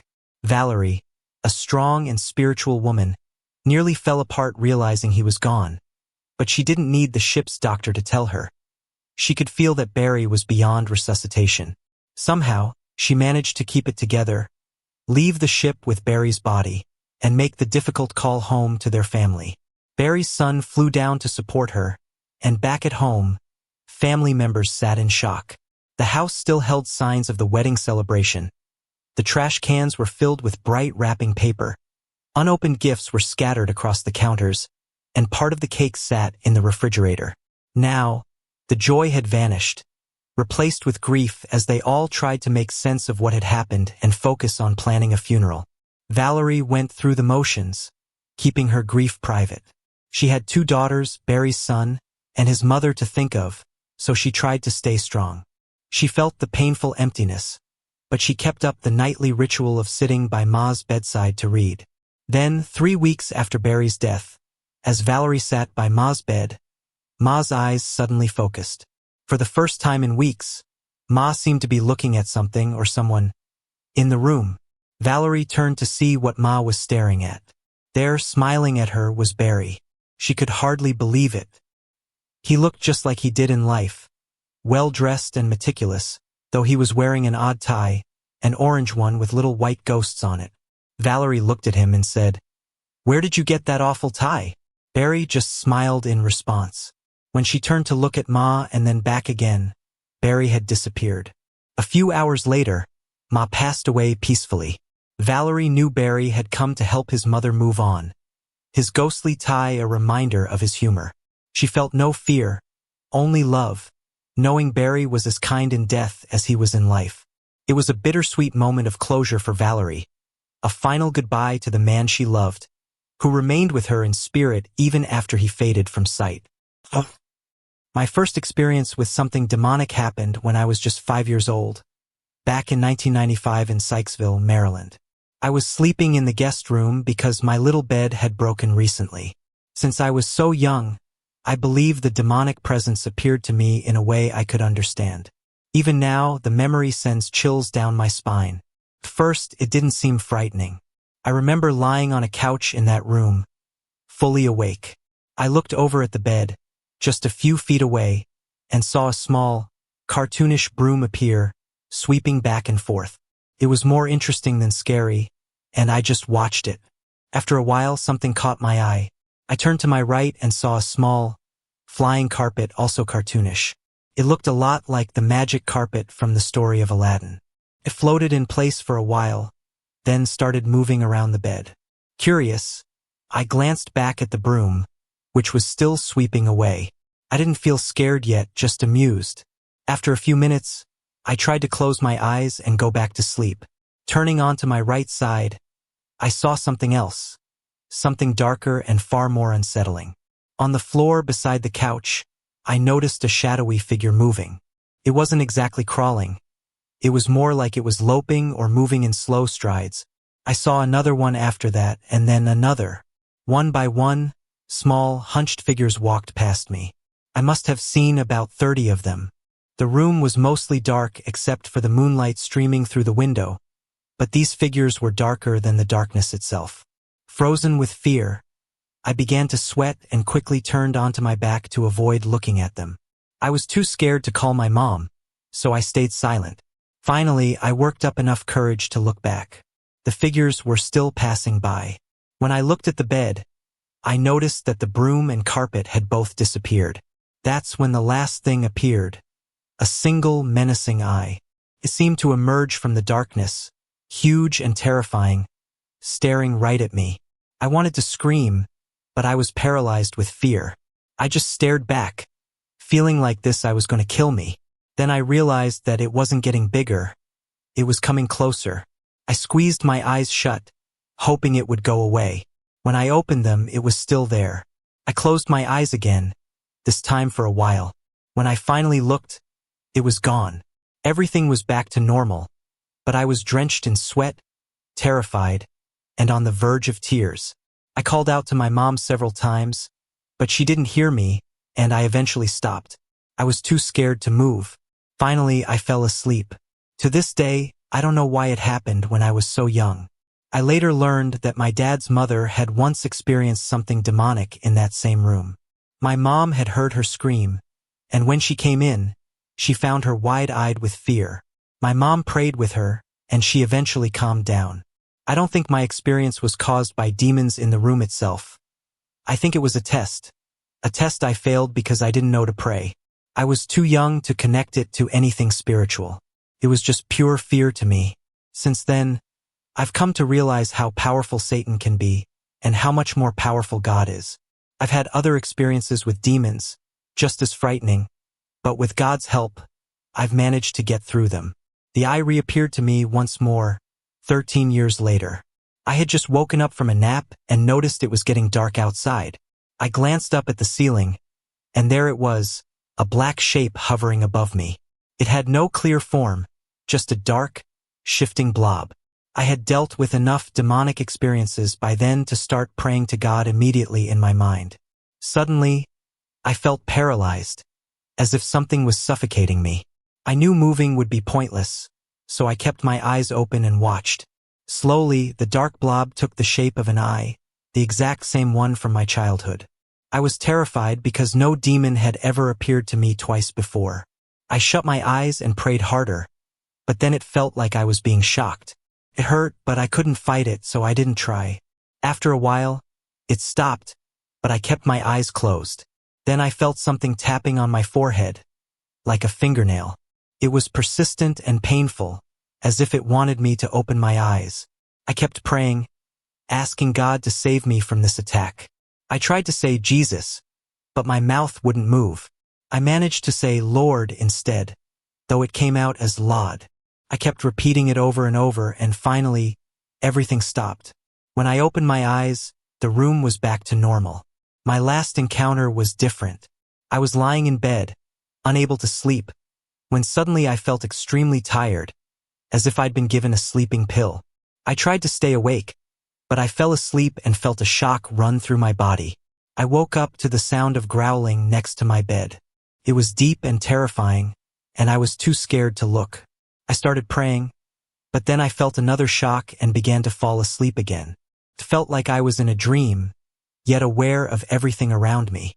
In the dream, I was in a toy store with a crying baby doll.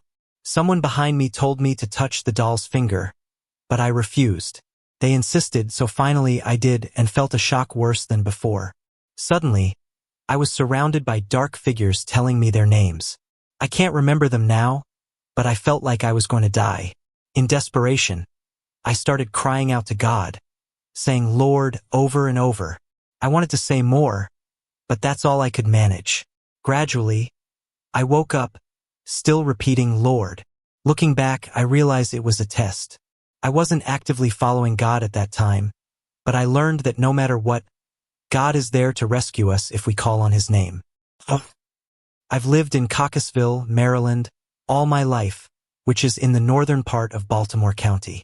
Our house was built in 1872 and is one of the few homes left from the village of Warren, a cotton milling town that was flooded in the early 1920s to create Loch Raven Reservoir, a man-made lake that supplies water to Baltimore City. About 7 years ago, my friend Jill, a nurse at Johns Hopkins Hospital, and I decided to try something new and go ghost hunting. We found a lot of information about haunted sites in Maryland and decided to check out Rock State Park in nearby Harford County. We went late at night, around 2 a.m., and parked near the bridge we'd seen in online photos. At one point, I accidentally tapped the brake pedal, and the light hit the guardrail next to the car. Suddenly, we saw what looked like waves of heat, almost like shadows, rolling off the pavement. The air turned cold, and Jill said she felt like she was getting small electric shocks. She was so scared that we decided to leave. 2 weeks later, we went back. This time, we noticed a sign that read Lagrange Iron Works, circa 1732, and decided to check it out. As I backed the car down the driveway, which was on a slope, it felt like something was pushing against the car, making it harder to move. I actually had to press the gas pedal down pretty hard to park. We got out, and after about 15 minutes, we both felt the same chills and slight shocks as before. That was enough to freak us out, so we decided it was time to leave again. On the way home, whenever a car passed us, I'd see small, glowing orbs in the top right corner of the windshield, lit up by the headlights. They were about 4 inches wide with cloudy, squiggly centers. I pointed them out to Jill, who was even more freaked out. Once I got home, I tried to calm down by smoking a little weed to relax. The next day, I woke up and went to smoke again. I'd left the last bit of my stash on top of my cigarette pack before bed, but now it was missing. Thinking my friends Todd or Dennis had taken it, I called them to give them a hard time. I grabbed a cigarette, went to the bathroom, and then came back out. When I sat down, there was my stash, sitting right on top of the cigarette pack, exactly where I'd left it. I was alone in the house, and there was no way I could have missed it. It seemed like it had disappeared only to show up on its own again. Around this same time, we were doing major renovations to the house, and a friend named Ronnie was helping with the demolition. One day, he was making instant iced tea. He set the can down, filled a glass with water, and turned back to put the can away, only to find it had somehow moved to the other side of the kitchen. These kinds of things kept happening. The Lagrange Iron Works, as we learned, was an old foundry that operated from 1732 until sometime in the 1900s, when it burned down. Back then, there were no child labor laws, and I'm sure children must have worked there, probably losing their lives in accidents. The photos that drew us to Rock State Park had shown orbs, hovering over a steel bridge at Gunpowder Falls. I began to wonder if maybe we'd somehow brought home a couple of kid ghosts, pranksters who like to mess around. After a few weeks of strange things happening, I decided to try something different. I announced out loud that I was heading back to Rock State Park and invited the spirits to hop in the car if they wanted to go home. My parents, my girlfriend, and I drove back to the park, opened the car door, and waited for them to leave. I don't think they went back, though. It feels like they still hang around, bouncing between my parents' house and my girlfriend's house, traveling with us in the car. Whenever weird things happen at one house, the other house stays quiet, as if they're moving back and forth. It might sound crazy, but it's been going on for years now. While it doesn't happen as often anymore, I think we've just gotten used to it. Our ghostly friends don't seem to want to scare us or harm anyone. They mostly play pranks. They hide things and create minor electrical issues. They seem like they're having fun, and over time, I've come to like having them around. They're like mischievous house guests. They move things around, like putting the cordless phone back on its charger when I never leave it there, or placing the TV remote exactly on top of the device it controls, which I never do. Another strange thing is that my parents' kitchen has a quirky outlet. If I unplug the blender, the microwave, which is on a different circuit breaker, won't work. Plug it back in, and the microwave works fine. Recently, we got a puppy, a miniature Shih Tzu. She sometimes freaks out, barking at what seems like nothing, but whenever she does, we find something moved or out of place. It usually happens at night while we're sleeping, and she wakes us up barking at something we can't see. I've actually grown attached to these supernatural friends. Took some time to adjust, but now they feel like part of the family. They can be annoying, like when we're in a rush and they move one shoe, but we've learned to laugh it off and even add a little extra time in our plans, just in case. My parents, however, don't feel the same way. They'd rather the spirits just leave. I do wonder if there's a way to tell if they're boys or girls, or even how many of them there are. I know it seems strange, but it's become a part of our lives, and I can't help being curious. 5 years ago, my family moved into the house where we still live. Not even a month later, everything felt different. My brother and I started acting out more and getting into conflicts with our parents. I'll admit, our relationship wasn't perfect, but this was extreme. I began feeling depressed and would sometimes just start screaming for no reason. We all figured it was normal teenage stuff. I was 13, and my brother was 17, plus moving can be stressful. But then one day, when I was home alone, things took a strange turn. My parents and brother had gone to the store, and I stayed behind, listening to music and drawing by the open window.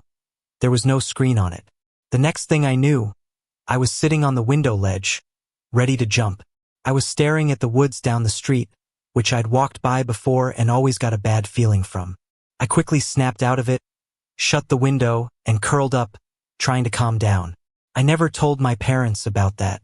A few months later, I was home alone again, reading a book. Out of nowhere, I felt like there was a strange presence around me. I heard the sound of someone turning a page in a book, but I had just closed the window, and there was no breeze. I walked around the house, but no one was there. There have also been nights when I hear footsteps, though I always try to convince myself it's just the neighbors. Still, I can't shake the feeling that I'm being watched. My brother and parents don't feel anything, but I spend the most time alone in the house, especially now that I've graduated high school. I have to keep telling myself it's all in my head, just so I can fall asleep. I've even stopped sleeping at night because I keep feeling like something is sitting at the foot of my bed, ready to grab me. Last year, I came home from my ex-girlfriend's house and ran downstairs to grab something for her. My brother was on his way up. As we passed each other on the stairs, I felt a hand shove me down. I tumbled down 7 steps, hurting my left arm and hitting my head. I told everyone I was fine, but when my parents got home, I went to the hospital. By then, I had already used a Ouija board and discovered that there were 3 spirits in the house. 2 of them were angry but not really violent. The 3rd spirit was someone I'd known since I was a kid. He had been with me since I was born and usually protected me. But recently he crossed over. Whether he was there or not, one thing was clear. My mood changed drastically after moving into this house. I'm not sure if it's the area or the house itself, but I've become deeply depressed and always beg my friends to let me spend the night at their place just so I can get out of here. I've heard whispers, seen flashes of light dart across my room at night, and even started choking for no reason. There are other things too, things that feel surreal. I'm terrified to be in this house alone now. The weird part is that it all seems to happen only to me. I know I'm not imagining it, especially since I sometimes wake up with scratches on my face, even though I bite my nails and can't scratch myself. The house is only about 21 years old, and the previous owners didn't die here. But I remember overhearing our neighbor tell my mom that the previous owners used to argue and fight all the time, just like my family does now. We weren't like this before. I don't know if it's psychological or something supernatural, but I could really use some advice. This house is seriously wearing me down. I thought I'd start by saying that I've always been interested in the paranormal. I've wanted to experience a ghostly presence for as long as I can remember. Lately, some strange things have been happening at my house, and I'd love your opinion on whether it might actually be a ghost or just my imagination. I'll start with the first time I thought something might be around. When I was around 5, I was on the computer in a room that felt fairly warm. Out of nowhere, I felt a cold breeze on my neck. My hair was down, covering my neck, so it didn't make sense for only that part to feel cold. Felt odd, but I brushed it off at the time. When I was 7, I had another strange experience. I was in the family room watching TV and started whistling to myself. Almost immediately, I heard someone else whistling back, coming from the basement. I could hear it through the vents. To see if it was just a one-time thing, I kept whistling, and for a good 3 minutes, I kept hearing someone whistle in sync with me. I got so freaked out that I ran out of the room. This year, things have gotten even stranger. One day, I was walking down the hallway, and I'm not sure if I had my iPod on or not, but I clearly heard someone or something say, "Hi," to me. I brushed it off, telling myself it was probably my imagination, but I remember it pretty well. Another time, I was in the basement when I heard a sneeze come from a far corner of the room, even though I was home alone. Can ghosts sneeze? Then, when I bought a new iPod, I noticed something odd with my photos. I'd leave it on a certain photo, but when I came back, it would be on a completely different one.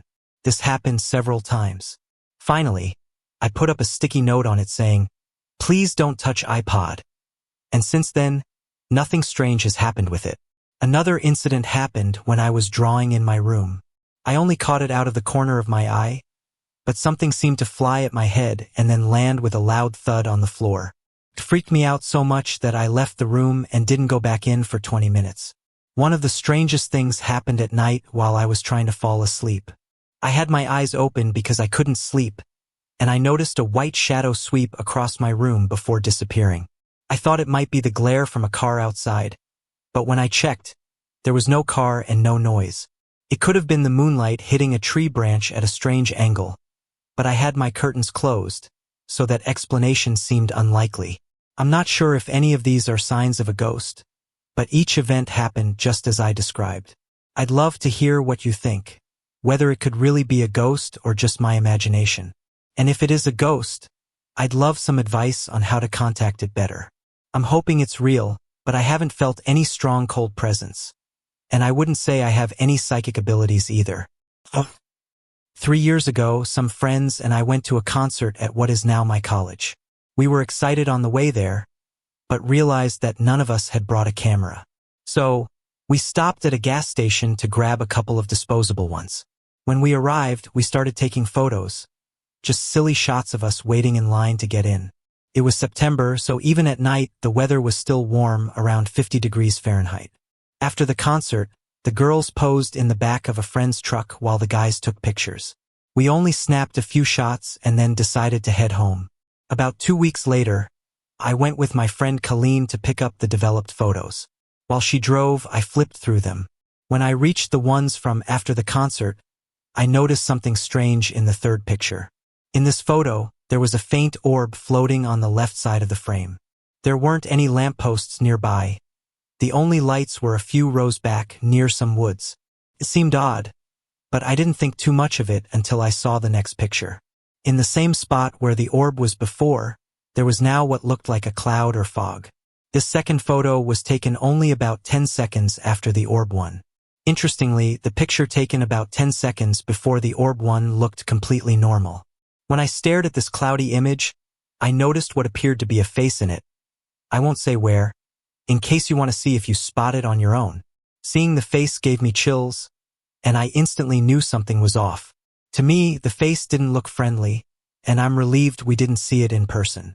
Since it was a warm night, I know it wasn't anyone's breath, which can sometimes show up in the cold, and there was no fog around us that night. I go to school there now, so I'm familiar with the local fog. It stays low to the ground, whereas this cloud was at our head level about 7 to 8 feet up. This was the only picture out of all of them that night where it appeared. I showed the picture to Colleen, and she looked as puzzled as I was. When we got home, we showed it to my mom, who mentioned she'd just seen a ghost hunting show where similar pictures were captured. The only difference was that they used a digital camera, while ours was a disposable one. Everyone I showed the photo to spotted the face right away, without me even pointing it out. The following fall, I started as a freshman at that school. Around October, a friend and I decided to explore the campus and ended up walking down to the parking lot, where we'd taken the strange photos. As we walked, I told her about the pictures, and she pointed out a path that led from the back row of the parking lot into the woods. Neither of us knew where it went. We followed the path into the woods and soon came upon a small stream with a bridge over it. As we crossed the bridge, I froze mid-step. A little distance beyond the bridge, I saw a cemetery through the trees. A wave of fear hit me as I remembered the face in the cloud from the photo. I turned back, ran off the bridge, and made my friend walk me back to my dorm. I haven't been back there since. I'm not sure if whatever we saw in the picture is connected to that cemetery, but my gut told me to get out of there immediately, and I'm glad I listened. This past year, my roommate and I moved into a new dorm room, thrilled because it was much smaller and quieter than where we lived the year before. I should mention, since it'll be relevant, that this dorm used to be an office building. The doors had tinted windows on the upper half, kind of like the doors in an old detective's office from a 1940s movie. We put up some construction paper and a curtain over it for privacy and to block out light. One weekend, my roommate went home, leaving me alone in the room. It was about 11:45 p.m., and I was getting ready for bed as usual. I locked the door, turned off the lights, and got into bed. About 15 minutes later, I was still awake when I heard our door unlock and open. I felt like someone was in the room. I opened my eyes, expecting to see my roommate coming in, but the door was closed and locked just as I'd left it. I got up to check the hallway, but no one was there. In our old dorm, this wouldn't have surprised me. People often wandered in by mistake, thinking it was their room. But our new dorm was quiet and respectful. I brushed it off and went back to sleep. A few days later, I was at my desk working on a paper while my roommate was in the shower. I heard the door knob rattle, as if someone was trying to open it.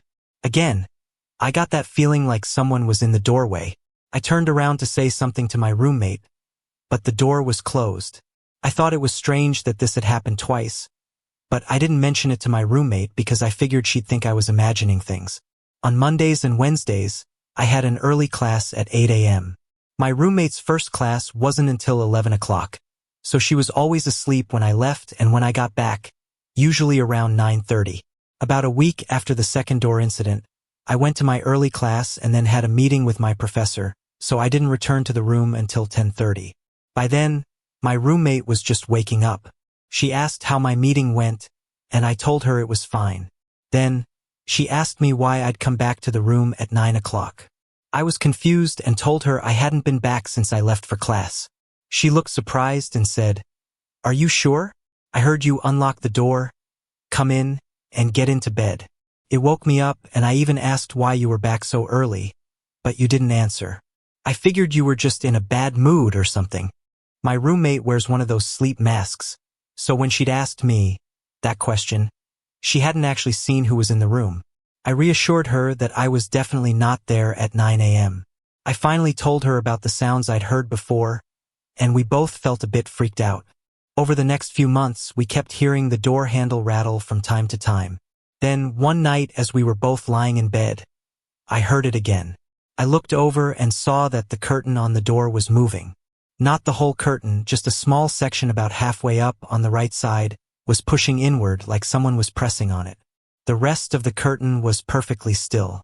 I got up and watched it for about 45 minutes, and then it suddenly stopped. The same thing happened again the next week.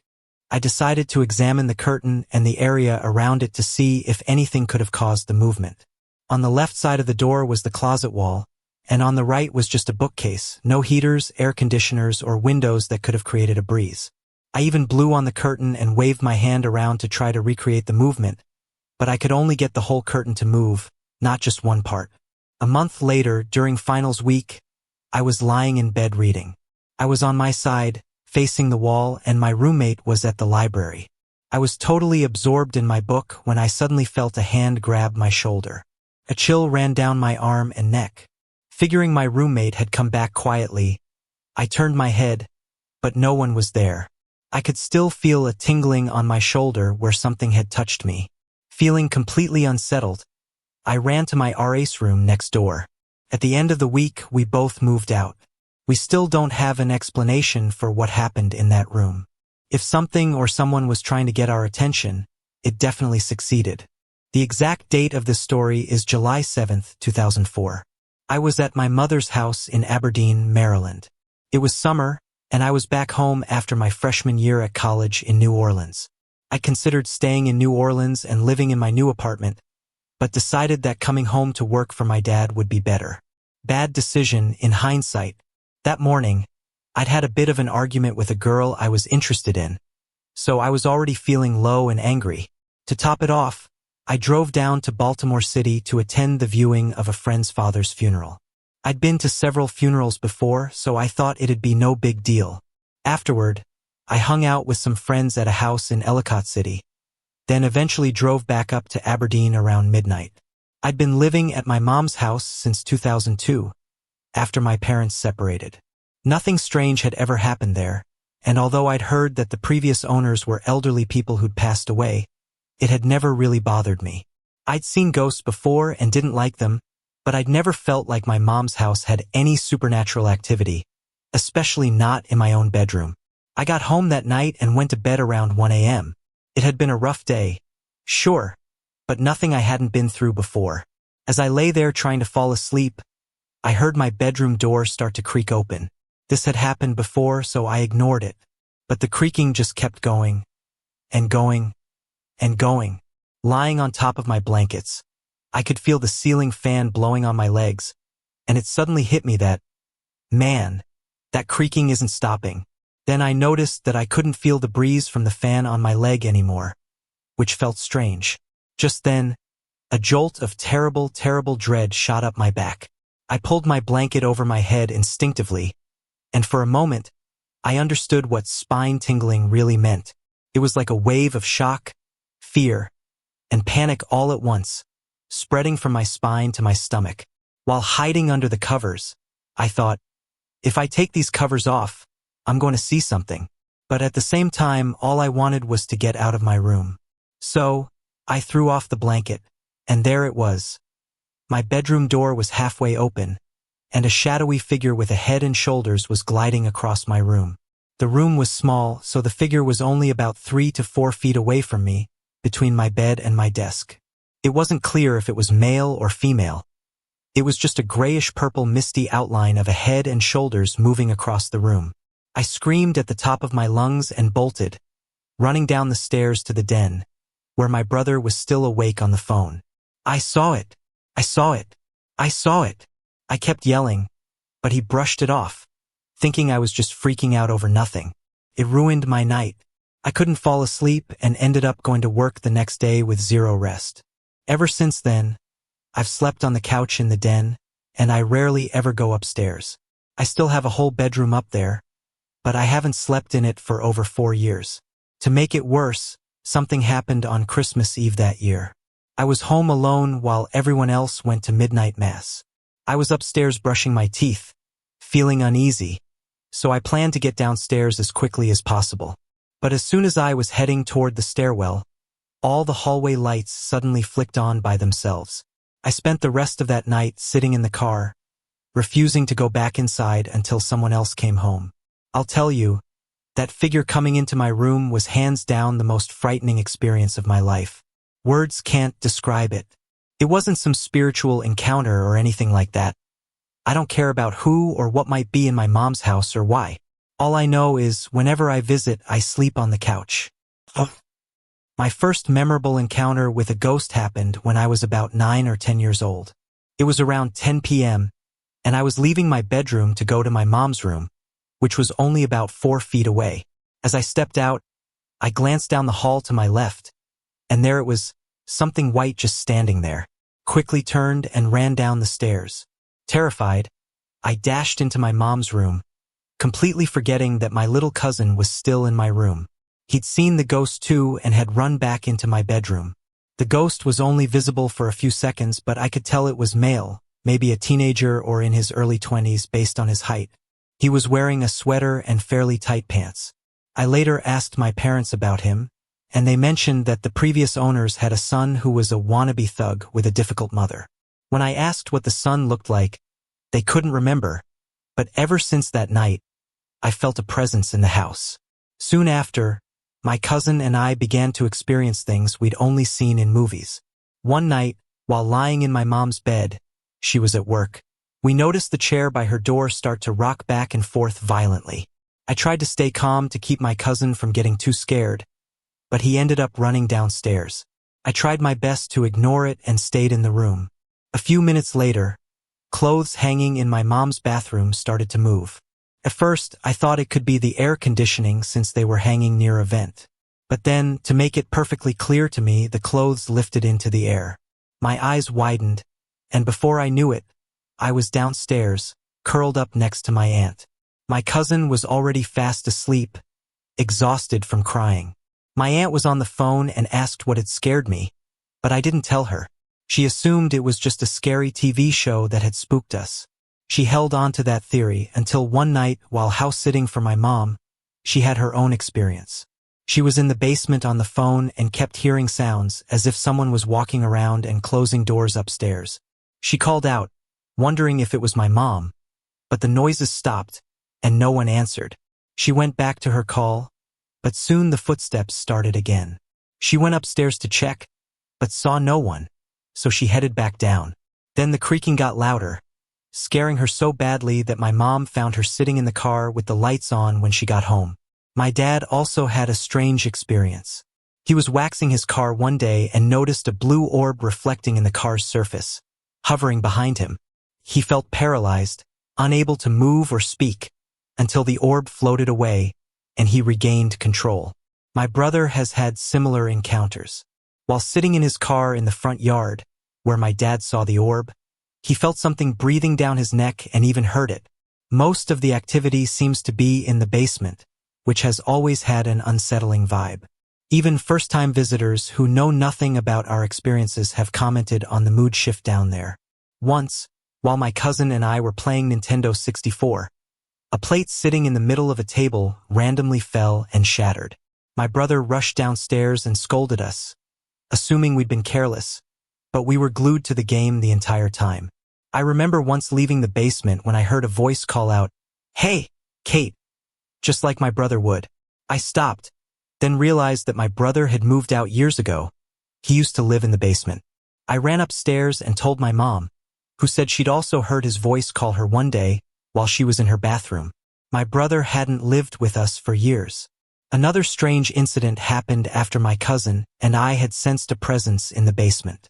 We decided to stay there alone one night. It was pretty uneventful and we went to bed around 1 a.m. The next morning, my cousin complained of stomach pain. When he lifted his shirt, we saw red, angry scratches on his stomach, as if something had been scratching him all night. When we showed our family, they dismissed it as imprints from the sheets. But these marks were red, had broken the skin, and were definitely not from the sheets. My cousin bites his nails down to nubs, so he couldn't have done it himself. Other strange things have happened since I first saw the ghost in the hallway. I'd often sleep in my mom's room, and through the vent, I'd hear sounds like someone pounding on concrete in the basement. I'd go to the stairs and hear nothing. Once, I even woke my mom to ask if she heard it, but she didn't. My grandmother has also mentioned hearing sounds, like someone hammering as if laying carpet on the stairs, though no one else ever heard it.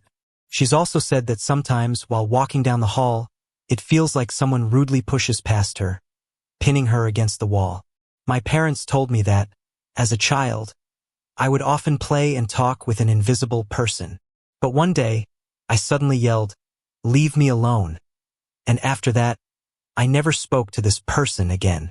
While strange things have happened to everyone in the family, I seem to be the main target in the house. I'll write about other experiences later, but this is how it all began. When I was around 14, I switched bedrooms and moved into the room my grandmother used to stay in before my parents divorced and she moved out with my dad. She never mentioned anything unusual about the room. We weren't very close. But ever since I moved in, I often wake up paralyzed, seeing ghostly figures at the foot of my bed. For a while, I felt a presence in the house, but recently the energy feels different, like there's more than one presence now. And they seem to be focused on bothering me and only me. One morning, I woke up to the sensation of something pulling my arm, as if trying to drag me off the bed. It felt small, like a child or some other small figure, and it even made a strange noise in my ear. I tried to move or call out to my mom, but I couldn't. Thankfully, the feeling passed, and I was able to get up. Another time, I was lying in bed when I felt something tugging on my sheets. I was alone, of course, but tried my best to ignore it and not let it feed off my fear. More recently, my mom and I were downstairs in the basement watching a football game. I went upstairs for something. I can't remember what now, and sat on my bed, scrolling on my phone, when I heard what sounded like my mom's mirror door opening. She has wind chimes hanging on it, and they've never made a sound, not even when a fan is pointed at them. I called out to ask if she had come upstairs, but I soon heard her cheering from the basement. Then, as I was getting up to head back down, I heard what sounded like footsteps in her room. I chose to ignore it and went back to the game. When I got downstairs, I asked my mom if she'd come up, though I already knew the answer, and she confirmed that she'd been downstairs the whole time. I shrugged it off and went about my night. My mom has told me she hears things in the house all the time, and my dad heard strange noises when he was here too. But neither of them understands why I seem to be the one these things focus on. I'm not sure if these presences want to scare me or not. I've only asked them directly once. After hearing a strange noise in my room, I asked, "What do you want?" But I didn't hear any response, so I just went about my business. There was another incident when I was sitting at my desk, using my computer, and suddenly felt an extremely cold breeze on my right arm, the one closest to the door. It was a hot summer day, and our AC was broken, so I know it wasn't from that. The window was closed. Too, the screen has holes, and I didn't want bugs getting in. And my fan was off because it was covered in dust. I could feel something there, but when I looked over my shoulder, nothing was there. For about 10 minutes, it felt like whatever it was just hanging out next to me, as if it was checking out the internet with me. I even chuckled a bit to myself. After a while, the cold air left the room, and I went on with my day. I still feel a strong presence in the hallway, where I saw a ghost when I was younger. Sometimes it's so overwhelming that I find myself running to my bedroom. Other nights, it feels light, and sometimes I don't feel anything at all.